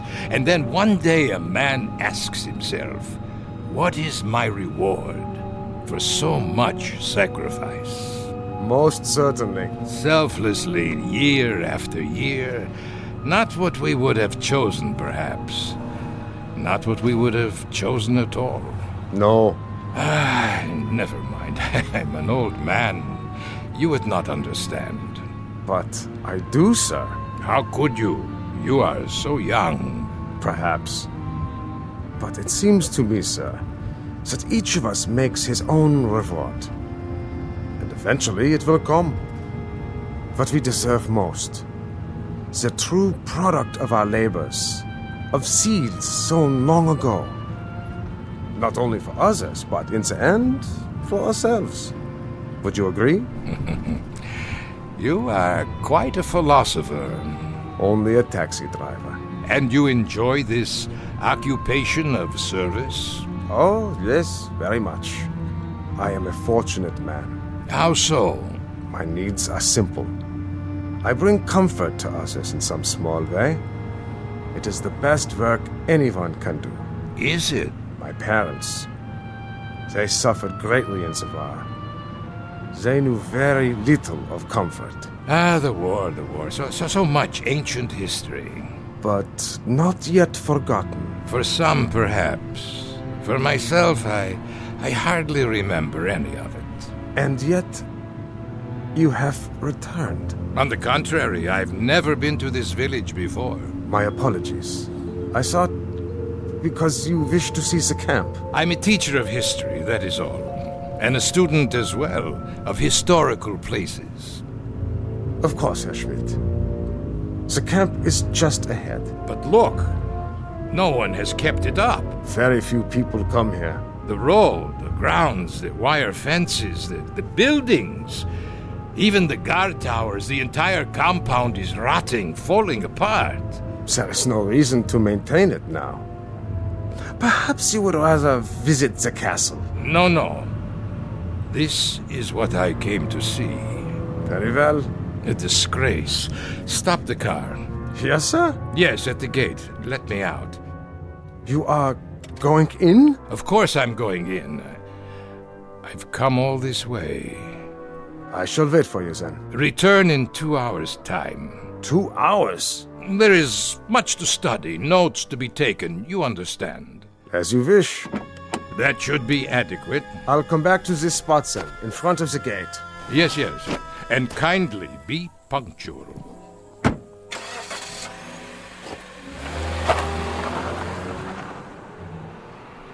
Oh, so cold here. No, wait! I've changed my mind! Ah, well, I can always walk back to the hotel if I must. But first, look around.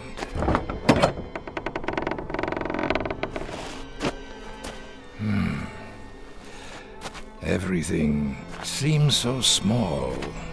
Not as I remember it. There were many more barracks in the compound. And now only a few remain standing, like this one.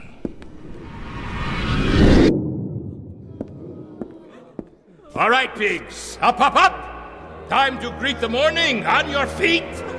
Another splendid day, a day of glorious service to the fatherland. Please, Captain. More water. A ration of bread? Anything.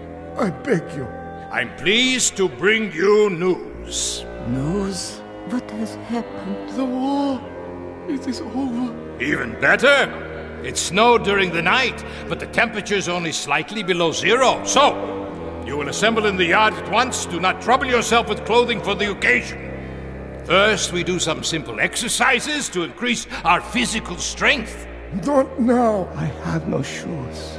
We will freeze. My hands. My toes. Frostbite. Sir, I cannot stand. Outside, I said. Yes, outside. Nothing in there but an empty room. The yard. And the towers.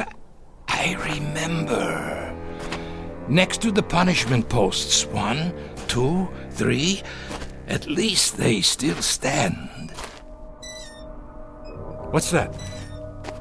A sign. Still hanging. On that building. It says detention. Ah, yes, I remember you. Oh, we had good times in that building. Oh, such good times. Water. Please. Water. Water, pig? You'd like water? Unfortunately, we have no more water. Not for you. Why should you care? It's been only 5 days since you've been fed. Only 5 days, pig! 5 short, inconsequential days. That is nothing. On your feet, filth! Locked. It doesn't matter. Such a long time ago. But it doesn't seem so, and now there is no one to share those memories. Good afternoon. Where? Over here, at the window. But I thought there was no one inside. Who are you? Did I startle you? Well, I did not expect to see anyone here. Why not, Captain? Wait. Why do you call me that? But you are a captain, aren't you? No, I am Professor Schmidt. So, that is your name now. You have me confused with someone else. Is that right? Or is it you who are confused? I tell you, I never forget a face. I am Professor Schmidt. Are you? Your clothes. But about them, you don't approve? Why are you dressed that way, like... Like what? A prisoner. Very good, you do remember. But there are no more prisoners. No? Not now, surely. Welcome back, Captain. Why do you say that? Because I've been waiting. Waiting? For what? I can't forget a face. Especially yours. I tell you, I don't know you. Are you sure? I must go. Where are you going, Captain? That is none of your concern. Back to the town? To the life you have now? Yes, my life. I shouldn't have come. I am leaving now. I'm afraid that is no longer possible. Don't follow me. Get away! How can it be locked? There was no one near it. No one. Wasn't there? What have you done? I haven't touched the latch. Then who? I saw your own hand on it only a moment ago. Nonsense. As you wish, Captain. Why do you persist in calling me that? As I told you, I've been waiting. For what? For you, Captain. We've been waiting a long time. Such a long time. We? There's no one else in these ruins. Isn't there? Wait. You're... Yes. Of course, I remember you. And well you should. How well you should, Captain Lutz. Captain Gunther Lutz of the SS.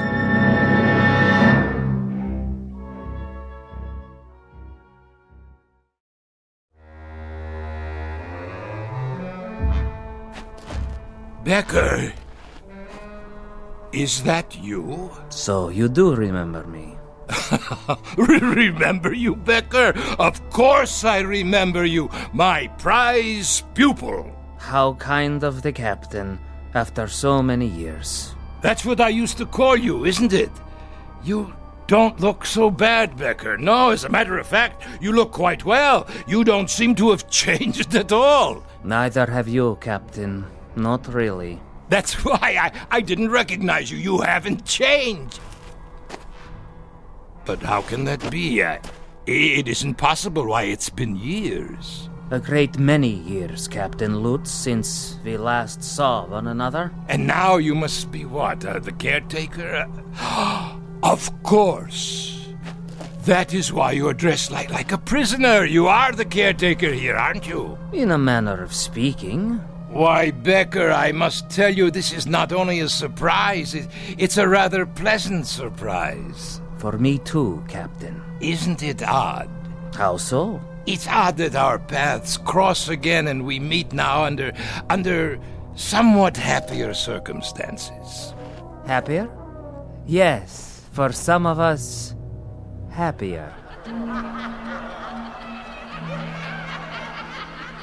What was that? What, Captain? It sounded like... The wind, Captain? Perhaps it was the wind. Yes, only the wind. But it is not the wind. No? Don't you hear them? It sounds like... Like what, Captain? Voices. Really? What do you want? Whoever you are, come out and face me! Cowards! If that is your desire, Captain. But I assure you, they are not cowards. Then why don't they show themselves? As you wish, Captain. As you wish. Where are they?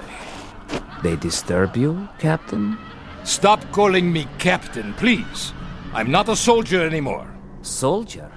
You never were a soldier, Lutz.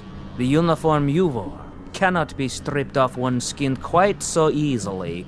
It was a part of you, a part of your body, an emblem of your mind, a tattoo, Captain. A skull and crossbones burned into your soul. What do you know about it? I was a soldier, Becker. No, Captain Lutz. You were a sadist. You go too far, Becker. Do I? Yes. How can you say such things to me now? Very easily. I speak only the truth. Then if that is the case, you must know. I know that you were a monster. Of the worst sort. One who derived pleasure from giving pain. A distinction that does not even apply to animals. Listen to me, Becker. There is no war now. That's all over with. It's in the past. Is it? There is no more Reich. There are no more camps.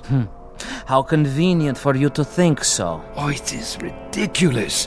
It is patently ridiculous to dwell on these things. What else should I be thinking of? You did as you thought best, and so did I. I performed my duties, functioned as I was told. Stop that noise! Odd that it should disturb you. It never used to. Not even when your victims screamed. Victims? What are you talking about? You weren't quite so sensitive when they screamed for mercy, but now they are not screaming, Lutz. They are simply reacting. They are responding. They have just listened to you offer the apologia for all the monsters of history.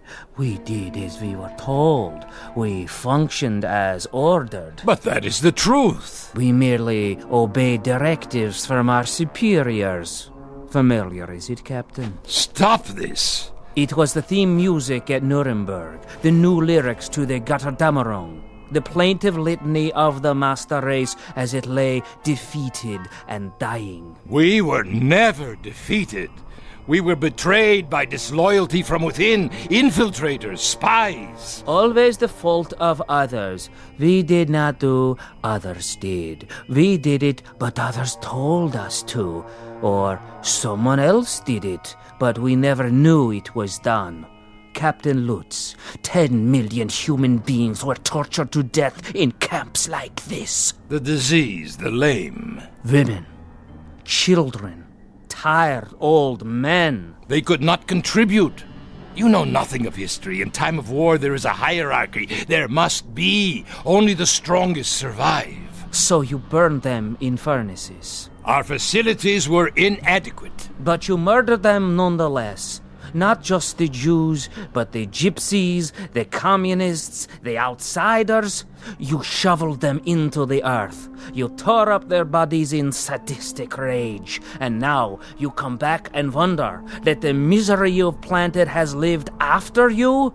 That is the real wonder, that you are so naive. There is no point in talking about this any longer.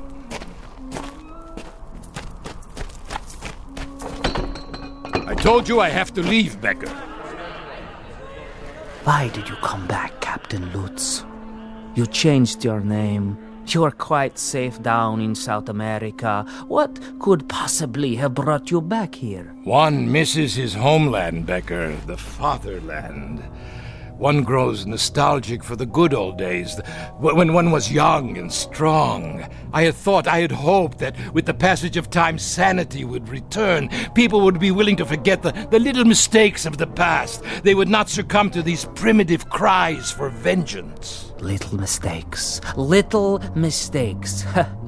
You ask too much, Captain Lutz. You ask far too much. Why not ask for the world to stop revolving on its axis, or for gravity to cease? Don't ask the impossible. Don't ask forgiveness from those who you've destroyed to a point past forgiveness. Enough! My driver will be returning soon. Yes, time is short, Captain. We have something of great importance to accomplish here today. And what's that?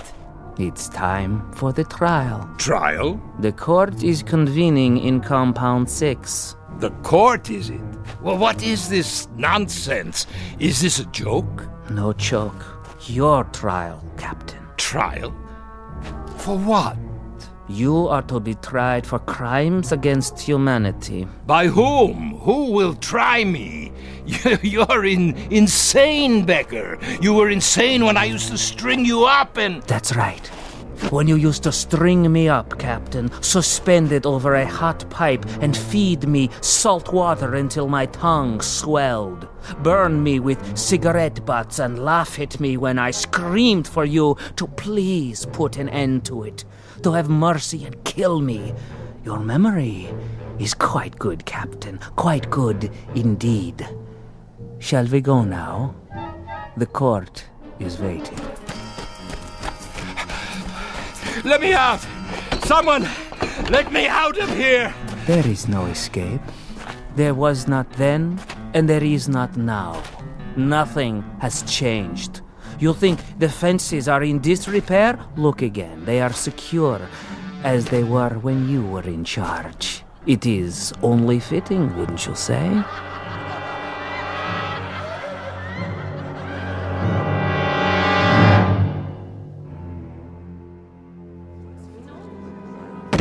No, please! Let me up! I can explain! You can try, but it will do you no good. There is no explanation suitable for this court. We have rules.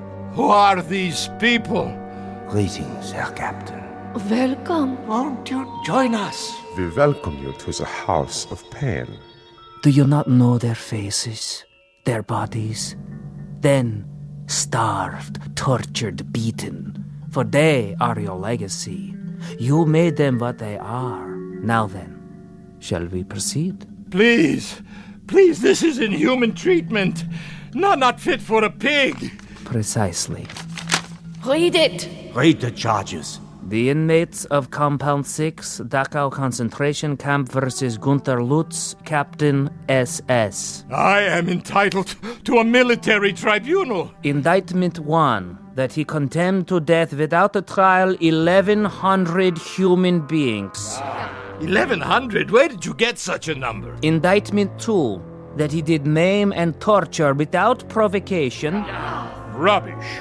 Indictment 3, that he did personally order the withholding of food and water rations, causing disease, dehydration, and death. Where is your proof, your witnesses? Here, Captain. Remember me? I was only a child. You killed me with your own hands.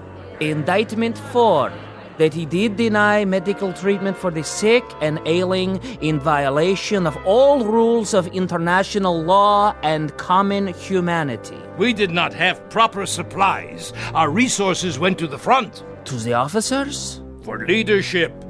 A military force must have leadership. Indictment 5, that he did order summary executions by firing squad for those too ill and infirm to work.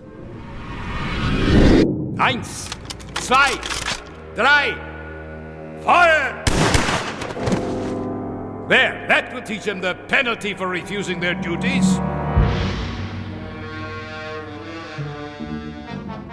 And desecrated the remains with no proper burial? No, I did not do any of these things. I could not have. Indictment 6. Listen to me, for the love of God, listen.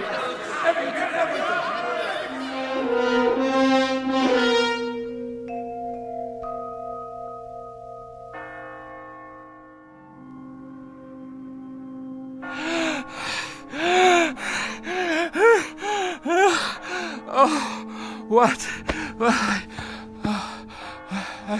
I fell asleep, yes.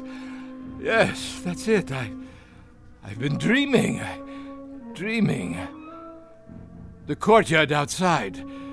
The hanging post, none of it used for years. Of course not. I'm a foolish old man. Foolish and tired. Yes, you are. Very foolish. Becker, is that you? I must have dozed off. You've been unconscious for a while. I had such a dream. You had no dream, Captain. Of course I did. I dreamt there was a kind of trial, a kangaroo court. There were people in this room. Can you believe it? Yes. Ghostly figures. Not ghosts. Then what? They were here. They're still here. They have never left. It's true? They walk these buildings and the courtyard outside. But how? You did not bury them deep enough. You did not cover them with enough earth, or the bullets were too small a caliber, or the flames were not sufficiently hot. Perhaps there was not enough gas. Becker, you must tell me. Who are you? Really? The caretaker. Did you forget? But the trial... The trial is over. You have been found guilty. It's time to pronounce sentence. No! Would you care for a last cigarette, Herr Lutz?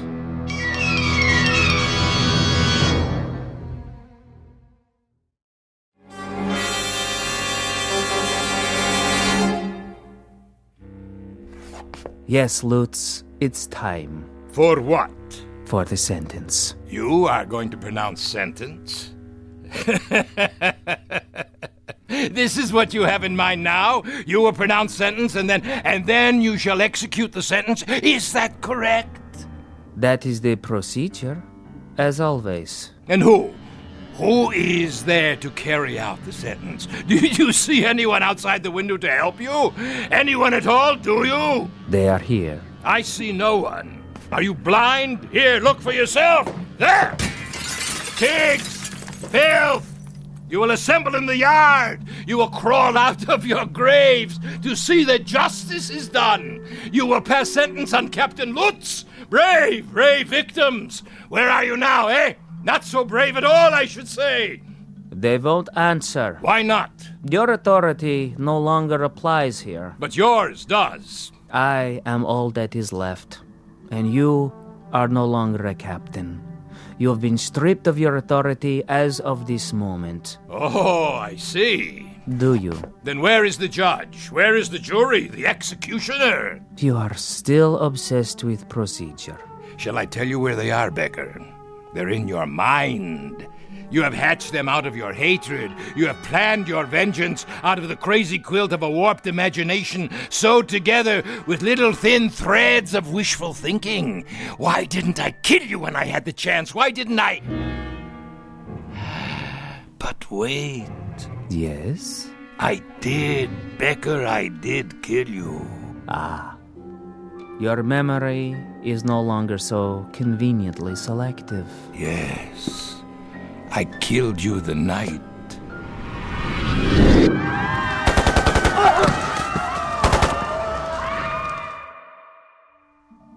You killed me the night the Americans came close to the camp. You tried to burn it down. Of course I did. I had no choice. They would have commandeered our supplies, our weapons. And what of the prisoners? You've said that they were of no value. They were of no value. They were a burden. And yet you tried to kill everyone who was left. And in my case, you succeeded. So it was a waste of time, wasn't it? A waste of your precious time with absolutely no practical value. And it would certainly be a waste of what little time you have left now to try to murder me again.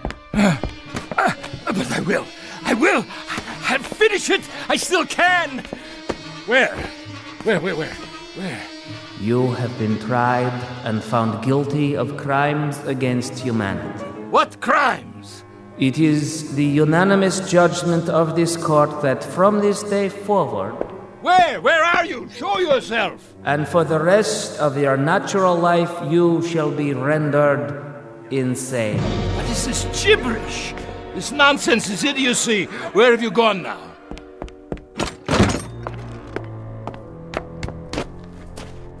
Where?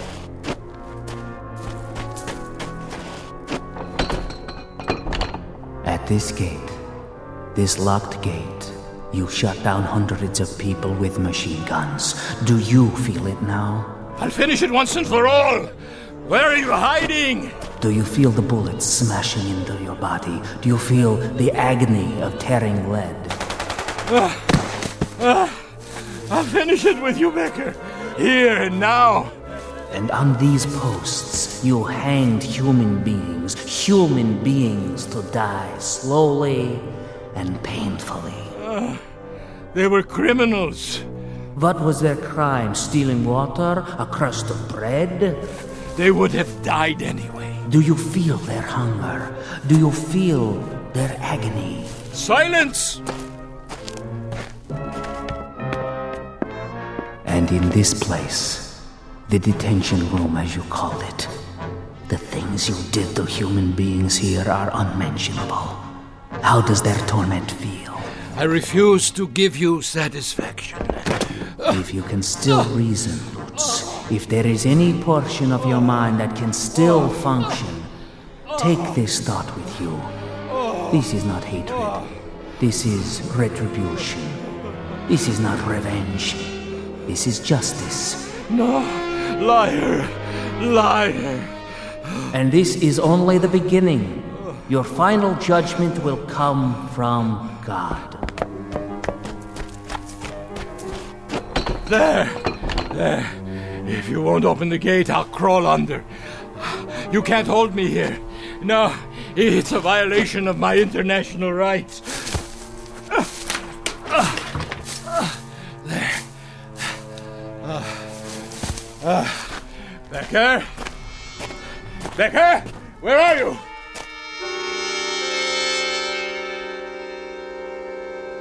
Becker, where are you?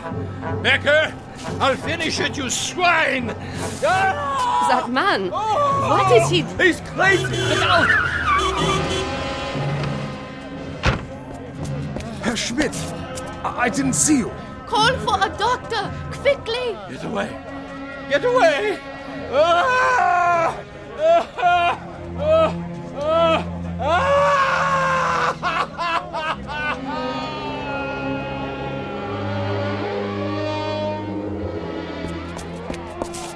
Stand back, please. What happened here? I heard him screaming, Doctor. Such sounds. Like a wounded animal. He didn't seem to know where he was or who he was. Will he be all right? Not for a while. What do you mean? I have shot him so full of sedatives that he doesn't know whether he is still on the earth. Shall I help him up to his quarters, Doctor? His quarters? He registered for our best room, overlooking the square. Herr Schmidt did, if that is his name. It is the name on his passport. Where should we take him, Doctor? His room is ready. Release it to someone else. He won't be coming back anytime soon. I want him in the hospital, strapped to a bed. Yes, sir. Pity, I could look after him.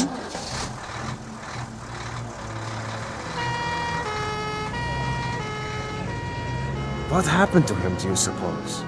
That's what I'd like to know. I give you my word, it wasn't my fault. Yeah, I'm sure it wasn't. I drove him up the hill myself, not an hour ago. The hill? Yes, the old road. To the ruins of the camp.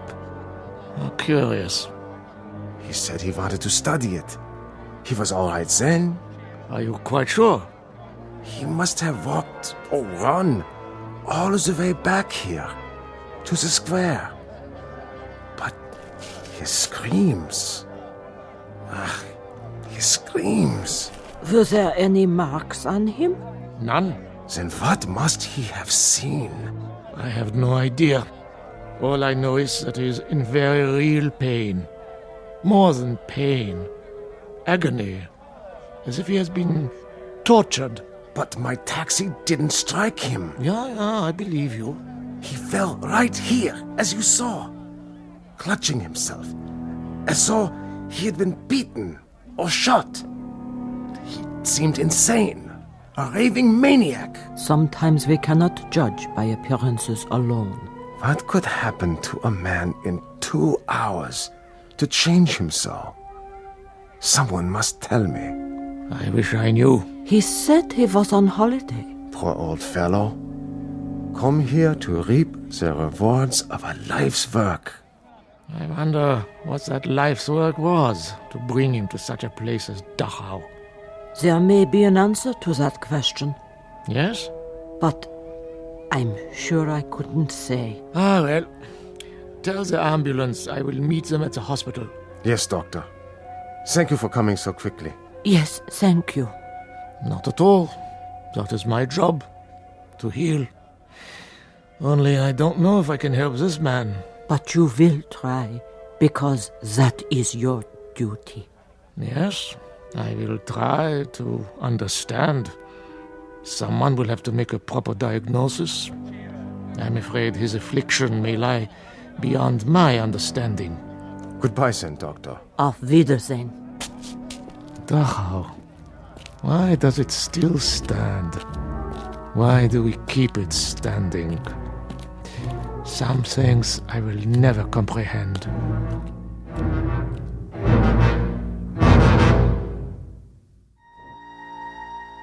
There is an answer to the doctor's question. All the Dachaus must remain standing. The Dachaus, the Belsens, the Buchenwalds, the Auschwitzes, all of them. They must remain standing because they are a monument to a moment in time when some men decided to turn the earth into a graveyard. Into it they shoveled all of their reason, their logic, their knowledge, but worst of all, their conscience. And the moment we forget this, the moment we cease to be haunted by its remembrance, then we become the gravediggers. Something to dwell on and to remember, not only in the Twilight Zone, but wherever men walk the earth. More from the Twilight Zone after this. You are about to enter another dimension, a dimension not only of sight and sound, but of mind, a journey into a wondrous land of imagination. Next stop, the Twilight Zone. Hi, this is Stacy Keach. I'd like to take a moment to tell you about our Twilight Zone website at twilightzoneradio.com. At twilightzoneradio.com, you'll find the latest information on these Twilight Zone radio dramas, including behind-the-scenes photographs, plus the newest product releases, trivia contests, ways to contact us, other Twilight Zone-related info and merchandise, plus links to other fascinating websites. So make your next stop twilightzoneradio.com. Visit twilightzoneradio.com to purchase these Twilight Zone radio dramas on cassette and CD, or call toll-free 1-866-989-ZONE. That's 1-866-989-9663.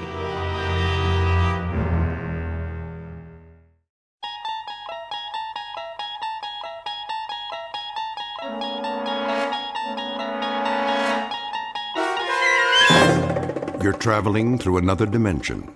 A dimension not only of sight and sound, but of mind. A journey into a wondrous land whose boundaries are those of imagination. Your next stop, the Twilight Zone.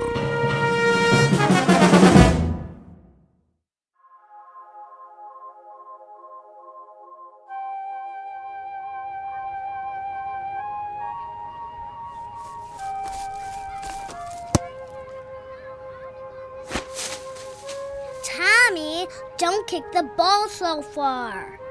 Now I had to go across the street to get it.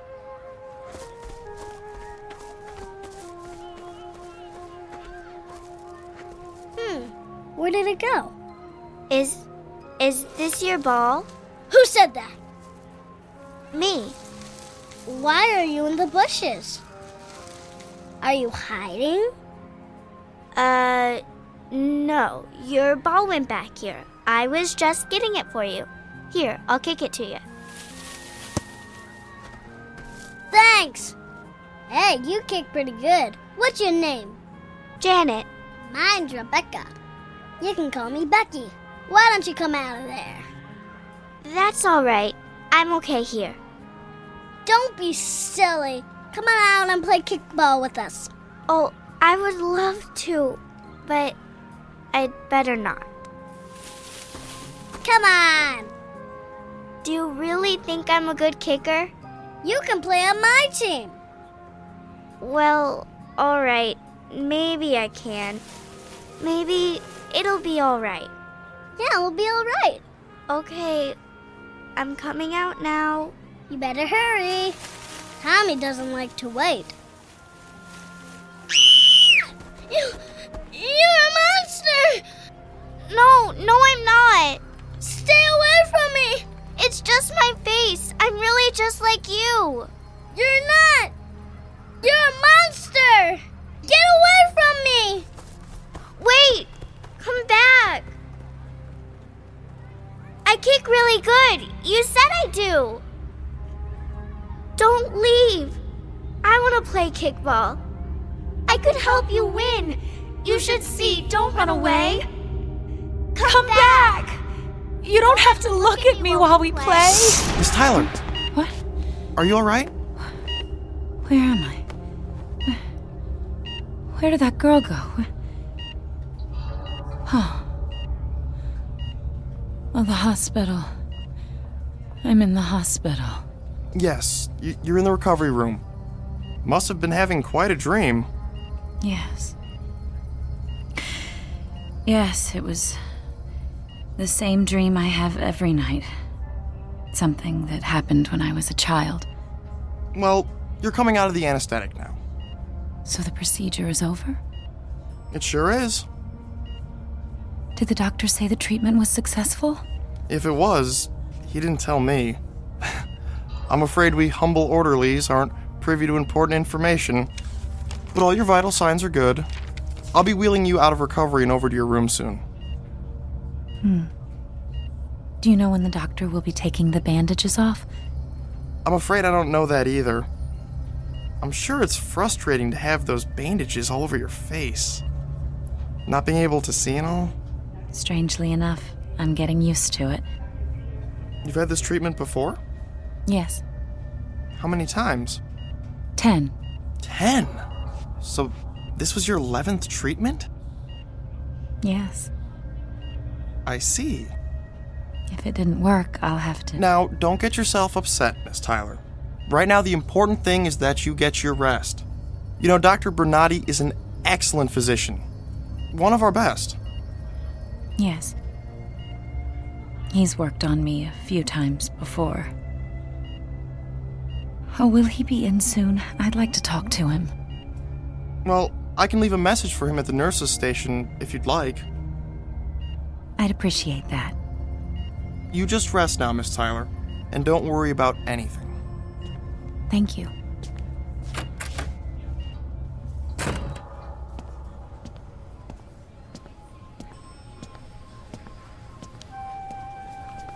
Hey, nurse, patient 307 wants to see Dr. Bernardi when he's available.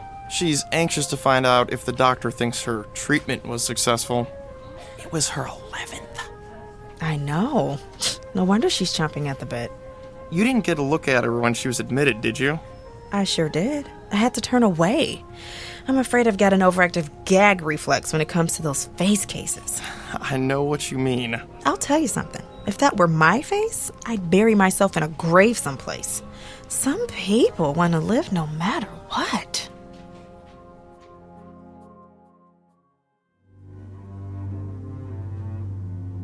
Year, place, circumstances, all indeterminate because this is a story about beauty and ugliness, and it is not dependent on a clock or a calendar.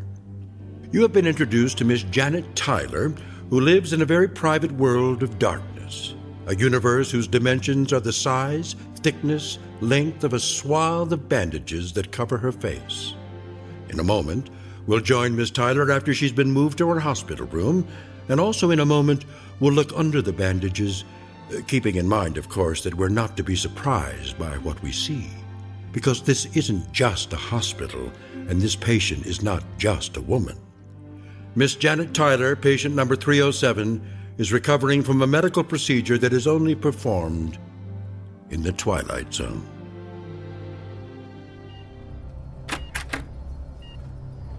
Nurse, is that you? Yes. Brought you your sleeping medicine, honey. Oh. Is it really night already? It's 9:30. What about the day? What about it? Well, was it a beautiful day? Was the sun out? Was it warm? Kind of warm. Clouds? Were there clouds in the sky? I suppose there were. I never was much for staring up at the sky all the time. I used to look at clouds a lot when I was little. We had a hill by our house, and I liked to go up there and lay alone in the tall grass and stare up at the clouds. Did you ever do that? Can't say I ever did. I used to love the sun on my face, the wind in my hair, and the solitude.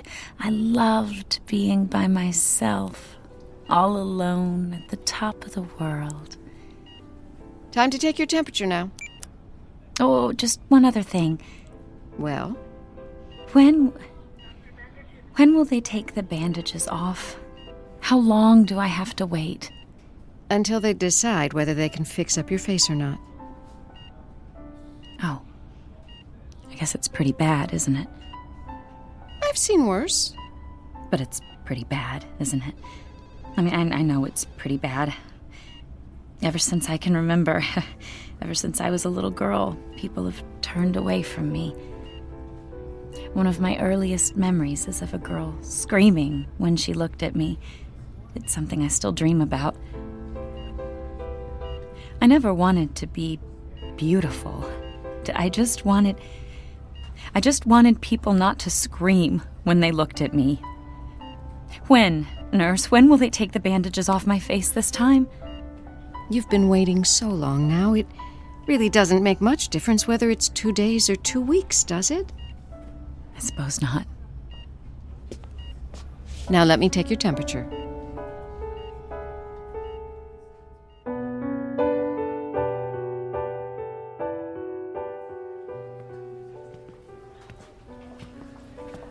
Good evening, nurse. Hello, Dr. Bernardi. How's patient 307? Resting comfortably. How would you describe her emotional state? Apprehensive. A bit agitated. Can't blame her. This is what, her 9th visit? I've lost count. You have to give her credit. She keeps trying, doesn't she? Yes. A shame. All her previous treatments were unsuccessful. Doctor, what would cause such deformity? I wish I knew. I'm going to check in on her. Come back about 11, nurse. Give her the usual sedative then. All right, Doctor.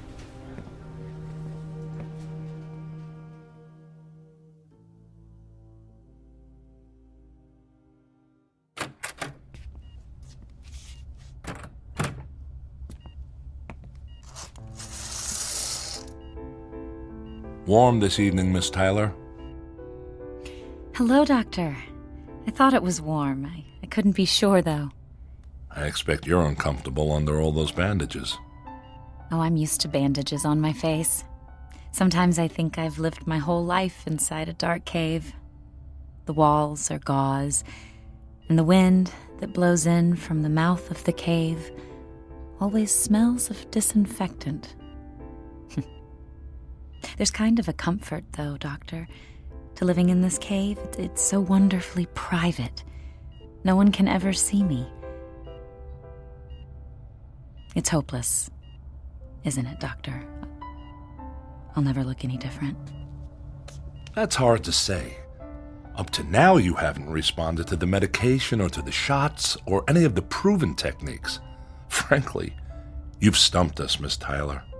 Nothing we've done so far has made any difference at all, but we are hopeful of what this last treatment may have accomplished. Unfortunately, your case is one that can't be handled with plastic surgery. Bone structure, flesh type, many factors prohibit this kind of approach, and... This is your 11th visit. No more after this, are there? No more tries? 11 is the maximum number of experiments. No more are permitted after 11. Now what? Well, you're kind of jumping the gun, Miss Tyler. You may very well have responded to these last injections. There's no way of telling till we get those bandages off. But if I haven't responded, then what? There are alternatives. Like? Don't you know? I know. You realize, of course, Miss Tyler, why these rules are in effect? Each of us is afforded as much opportunity as possible to fit in with society. Doctor, may I walk outdoors? May I sit out on the lawn just for a while, just to smell the flowers, just to feel the air, just to make believe, Doctor, to make believe that I am normal. If I sit outside in the darkness, then I know that the whole world is dark. I'm more a part of it that way, not just one grotesque, ugly, deformed woman with a bandage around her face, with a special darkness that belongs just to her. I want to belong. I want to be like other people. Please help me, Doctor. You're not alone, Miss Tyler. You realize that, don't you? There are many others who share your misfortune. One of the alternatives, should this last treatment prove unsuccessful, well, it would be to simply allow you to move into a special area in which people of your own kind have been congregated. People of my own kind? Congregated, Doctor? You don't mean congregated, you mean segregated. You mean imprisoned. You're talking about a ghetto now. A ghetto designed for freaks. You know what everyone calls them, Doctor? Ugly camps. They're camps for ugly, deformed freaks like me. Miss Tyler, the state is not unsympathetic. Your presence here in this hospital attests to this. but you're not being rational. You can't expect to live any kind of life amongst normal people. I could try. I could wear a mask or this bandage. I wouldn't bother anyone. I'd just go on my own way. I'd take a job, any job. Ugh, who are you people anyway? What is this state? Who makes up all the rules and the statutes and the traditions? The people who are different have to stay away from the people who are normal. Well, the state isn't God, Doctor. Miss Tyler, please. The state is not God. It hasn't the right to penalize people for an accident of birth. It hasn't the right to make ugliness a crime. Doctor, look. If I walk over here by this window... Careful, Miss Tyler. No. I can feel the night out there. I feel the air. I can smell the flowers. Please. Please take this bandage off me. Please take this off me. Take this off me! No, Miss Tyler, don't tear at the bandages. You could do serious damage to the work we've done. Nurse! I could use help here. Get this patient a sedative now.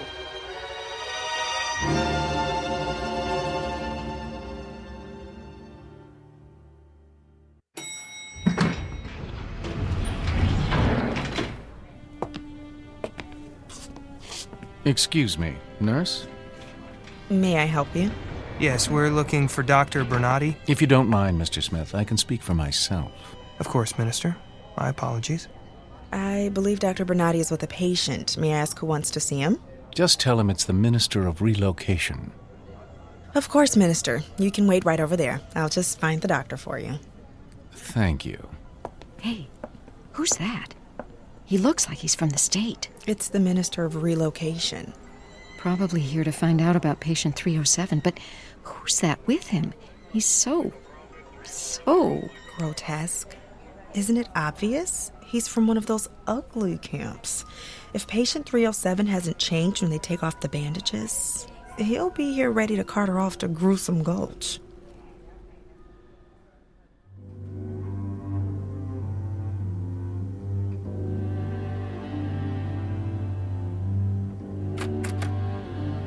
Miss Tyler? Oh, Doctor? What time is it? It's morning. I've lost track of time. Easy to do. Those bandages keep you from seeing the daylight. Plus, we've kept you mildly sedated since your outburst a couple of days ago. You slept much of the time. Oh, is today the day? Yes. When? You're scheduled for 12 noon. Miss Tyler. Yes? After I remove your bandages, regardless of the outcome, I must insist that you promise to remain rational. No tantrums, no temperament. You understand? Yes. Now, having said that, I want to tell you that you have every reason to be optimistic. You've been fortunate enough to take advantage of some pharmaceuticals that were just recently developed in state laboratories. They've done quite well under testing conditions. Your chances for a successful treatment are very promising. So, let's just keep a hopeful outlook. All right? I'll try, Doctor. Dr. Bernardi, I'm sorry to interrupt. May I speak with you a moment? Of course. I'll see you later, Miss Tyler. All right, Doctor. What is it, nurse? The Minister of Relocation is here to see you. The Minister of... What does he want? He didn't say. I'd better not keep him waiting. You can show him to my office, nurse. I'll let him know.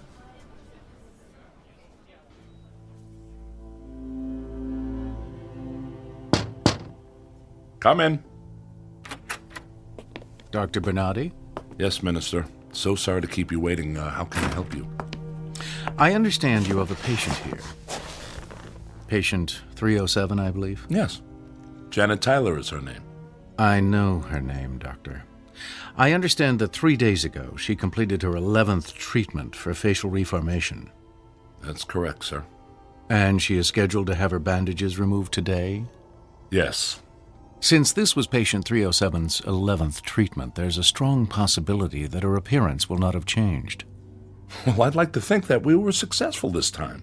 But we know the statistics, don't we, Doctor? The statistics? The data on those who've had 11 treatments. Only 18 people have ever undergone that many. And of that number, only 2 were successful. That's why I brought Mr. Smith along with me today. How do you do, Doctor? Mr. Smith? Are you familiar with the ugly camp in the north, Doctor? We prefer to call it a relocation village, Minister.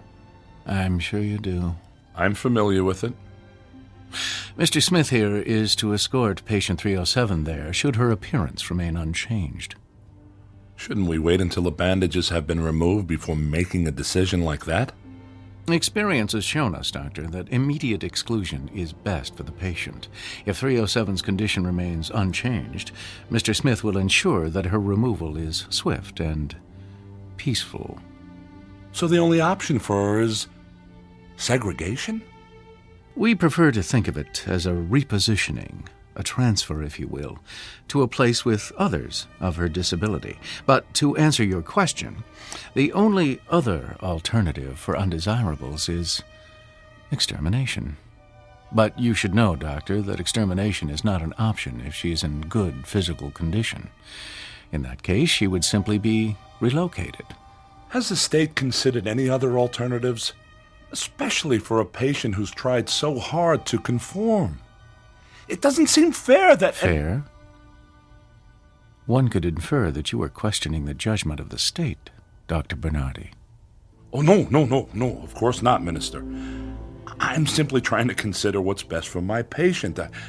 I wouldn't be much of a physician if I didn't. An admirable trait, Doctor. Assuming it doesn't take priority over the principles established by our leader. Of course, Minister. No disrespect was intended. I'm sure. Well, my business here is complete. Here is the necessary paperwork to fill out if patient 307's condition remains unchanged, and I will leave Mr. Smith here to accompany her to his village. Doctor, I would highly recommend sequestering Mr. Smith someplace where he won't, alarm the patients. Of course. We have a room down the hall where he can wait undisturbed. Excellent. Just one more thing, Dr. Bernardi. I assume the hospital knows that every video monitor in every room and every hallway must be tuned to the leader's message today. I understand it will be especially inspiring. I'm sure it's been taken care of, but I'll confirm that the audio-visual staff knows about it. Most kind of you. Thank you for your time, Doctor. Good day. Good day, sir. Goodbye, Minister. Goodbye.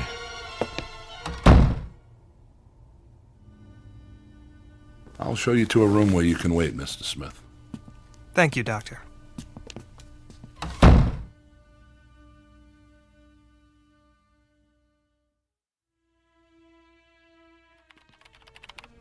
Hey, it's almost time for 307's bandages to come off. The doctor said to be sure and have the anesthetist standing by. Oh, that's right. I'll set it up now. Of course, it's not for me to say, but I think they spend an awful lot of time and trouble on these face cases, these throwbacks. Why not ship them out in the beginning? Is that what you'd want? If it were you? I mean, if it were me, I'd want to follow the rules of the state no matter what I look like. Oh, anesthesia? We need you for patient 307. I should warn you, she may get violent. Thanks. I'm not saying 307's case isn't tragic, but the rules the leader established are for the good of society. We can't make exceptions for one person, no matter how hard she's tried to conform. Oh, that reminds me. The leader is speaking today. I should turn on the radio. And now, ladies and gentlemen, our leader. Just in time. You're not going to have time to hear it. We have to be in 307's room. Yeah, I know. For the great unveiling. I just want to hear the beginning. Good evening, ladies and gentlemen. Tonight I shall talk to you about glorious conformity, about the delight and the ultimate pleasure of our unified society. You recall, of course, that period of time when there was a strange, over-sentimentalized perception that it mattered not if people were different, with foreign elements glued together in a crazy quilt? Looks like the leader's speech is on every video monitor, just like the minister requested. I guess my meeting with him could have gone better. Hope he didn't think I was questioning the laws of the state. But I've got to remain positive, regardless of what the statistics say. I have to let Miss Tyler see a glimmer of hope through all those bandages. After all, we use the latest medicine, the most up-to-date procedures. Dr. Bernardi? Huh? Yes, nurse? You look deep in thought. I guess I am. There's a lot to think about today. Well, the anesthesiologist is on his way. Should we all meet you outside patient 307's room? Yes, please. All right. I'll see you there. Okay, doctor, let's find out if the 11th time is the charm.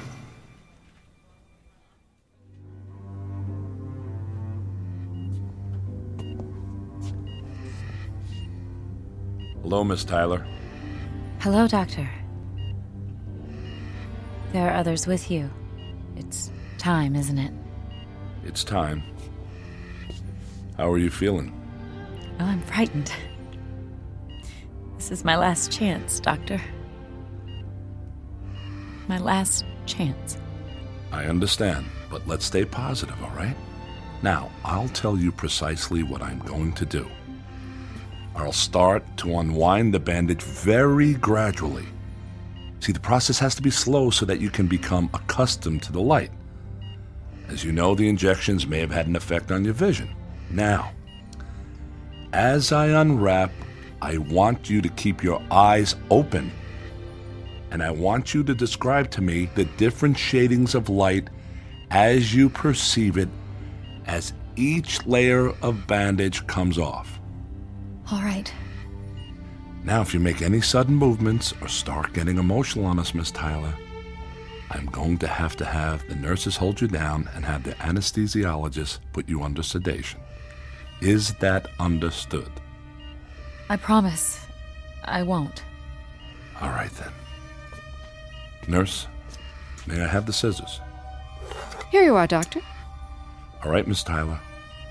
I'm going to remove the first layer of bandages now. There.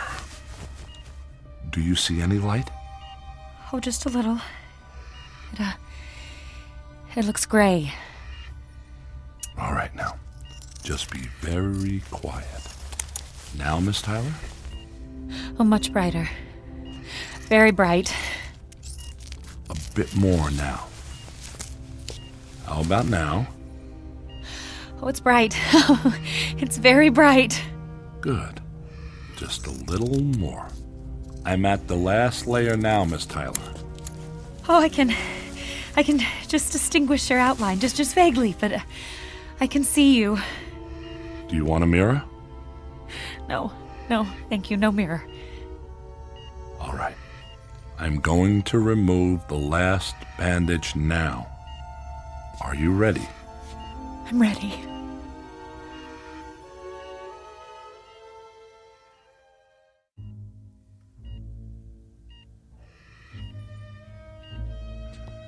All right, Miss Tyler. I'm going to remove the last bandage. I want you to remember something, please.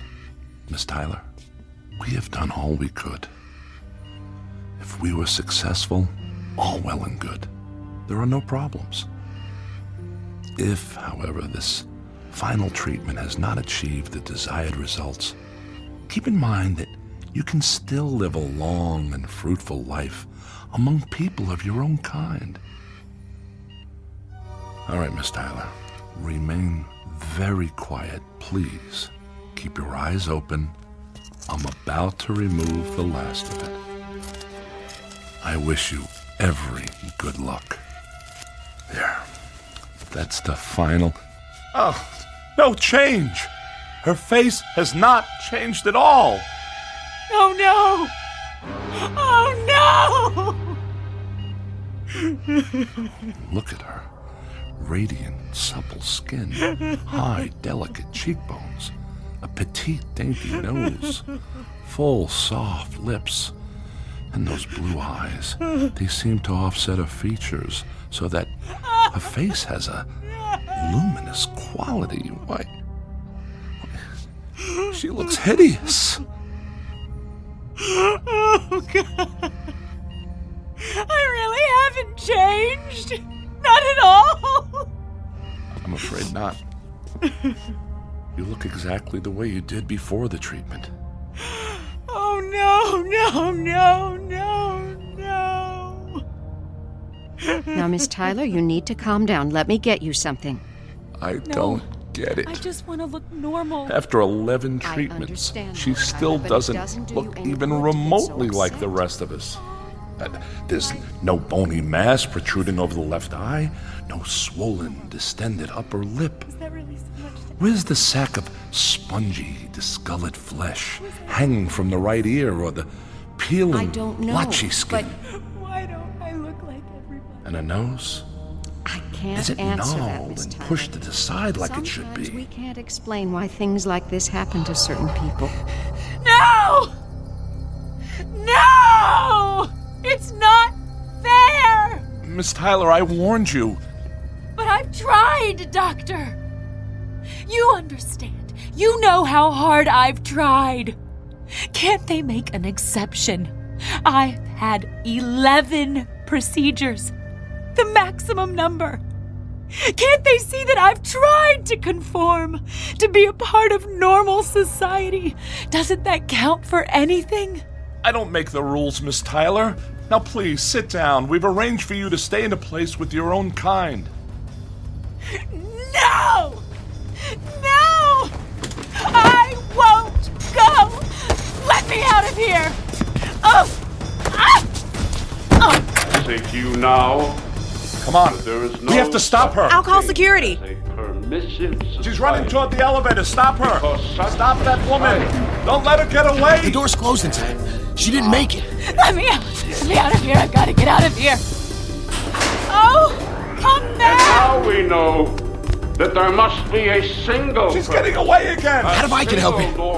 I'll go through this storage room and cut her off. There's a door on the other side. Entity of people. Come on, nurse. We'll stop her from backtracking this way. Philosophy of government. There. I think he's got a corner. Come on now, Miss Tyler. You need to stop running. But don't you see? Everywhere I run, everyone looks the same. The doctors, the nurses, the leader on all these video monitors. They're all just reminders. Reminders that I'm different. That I'm a freak. No, wait! We cannot permit. We must not permit. She's gonna throw that clipboard at him. The sentimentality of a past age to weaken our resolve. We must cut I'm out tired all of that is hearing different, your like rules. a cancerous I growth. am not a cancer. Because such a system.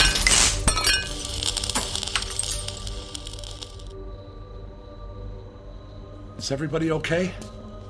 Yes. I'm fine. I'm fine. She's getting away again. Come on.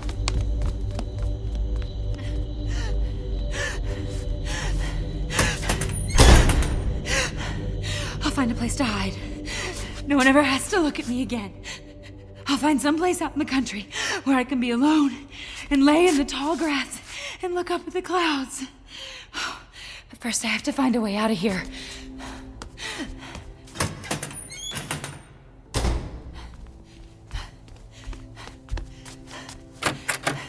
Oh, this is just some kind of waiting room. Maybe I can. Oh, excuse me. Oh, get away! I won't hurt you, I promise. Miss Tyler, here you are. Now don't be afraid. This is a representative of the group you're going to live with. Oddly enough, you've come right to him. He looks like a monster. I'm sorry if my appearance has alarmed you, Miss Tyler, but It's just my face. I'm really just like you. This is Mr. Smith, Walter Smith. He's in charge of the village group in the north. He'll take you there tonight.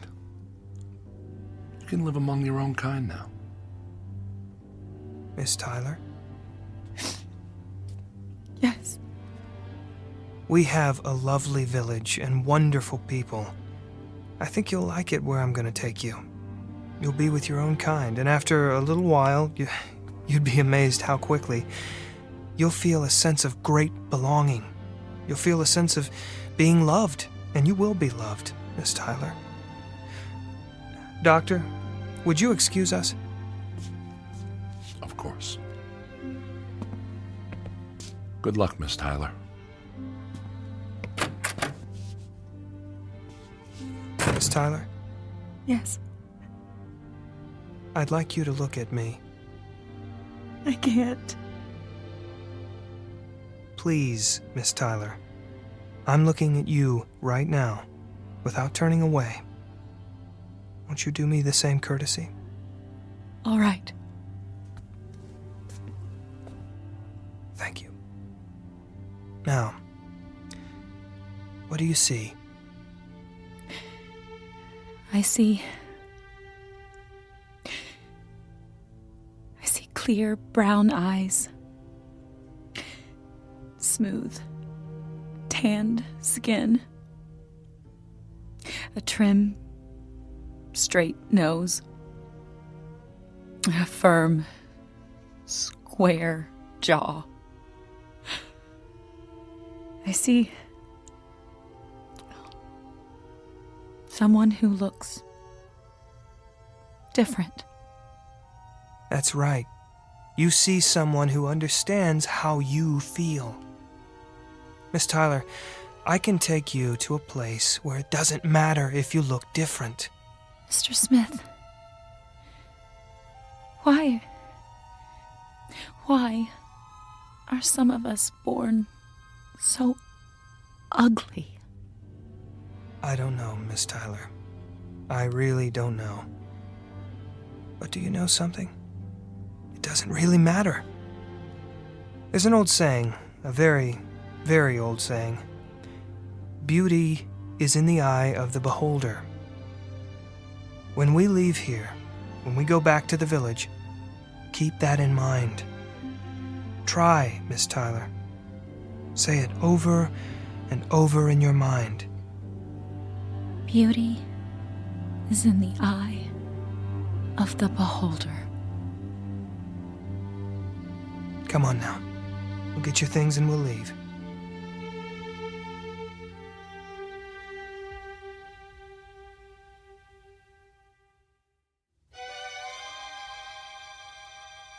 Now the questions that come to mind: where is this place and when is it?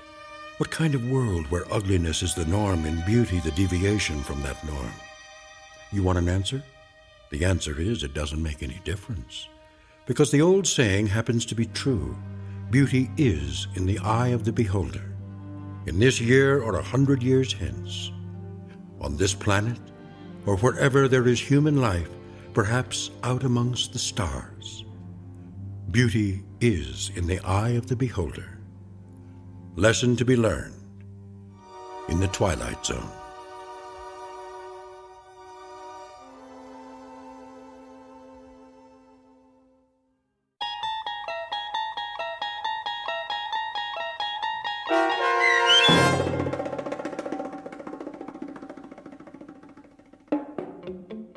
Eye of the Beholder, starring Virginia Williams, with Stacy Keach as your narrator, was written for The Twilight Zone by Rod Serling and adapted for radio by Barry Rickert. Heard in the cast were Mike Starr, Fernette Lebo, Taisha Davis, Tony Maka Sr., B.J. Jones, John Hugenacher, Patrick Francis, Ernest Scanton, Natalie Pear, and Mary Kay Cambria. The producers of The Twilight Zone wish to thank CBS Enterprises and the Rod Serling Estate for making this series possible. This copyrighted radio series is produced by Carl Amari and directed by Joe B. Cerny for Falcon Picture Group. Sound design, custom Foley effects, recording, and editing are produced in the Cerny American Sound to Picture Theater by sound designers Craig Lee and Todd Beyer. Music for The Twilight Zone is provided by CBS and American Music Company Incorporated, New York. To learn more about the Twilight Zone radio dramas and to download episodes, including 3 free episodes on our homepage, visit our official website at twilightzoneradio.com. Doug James speaking.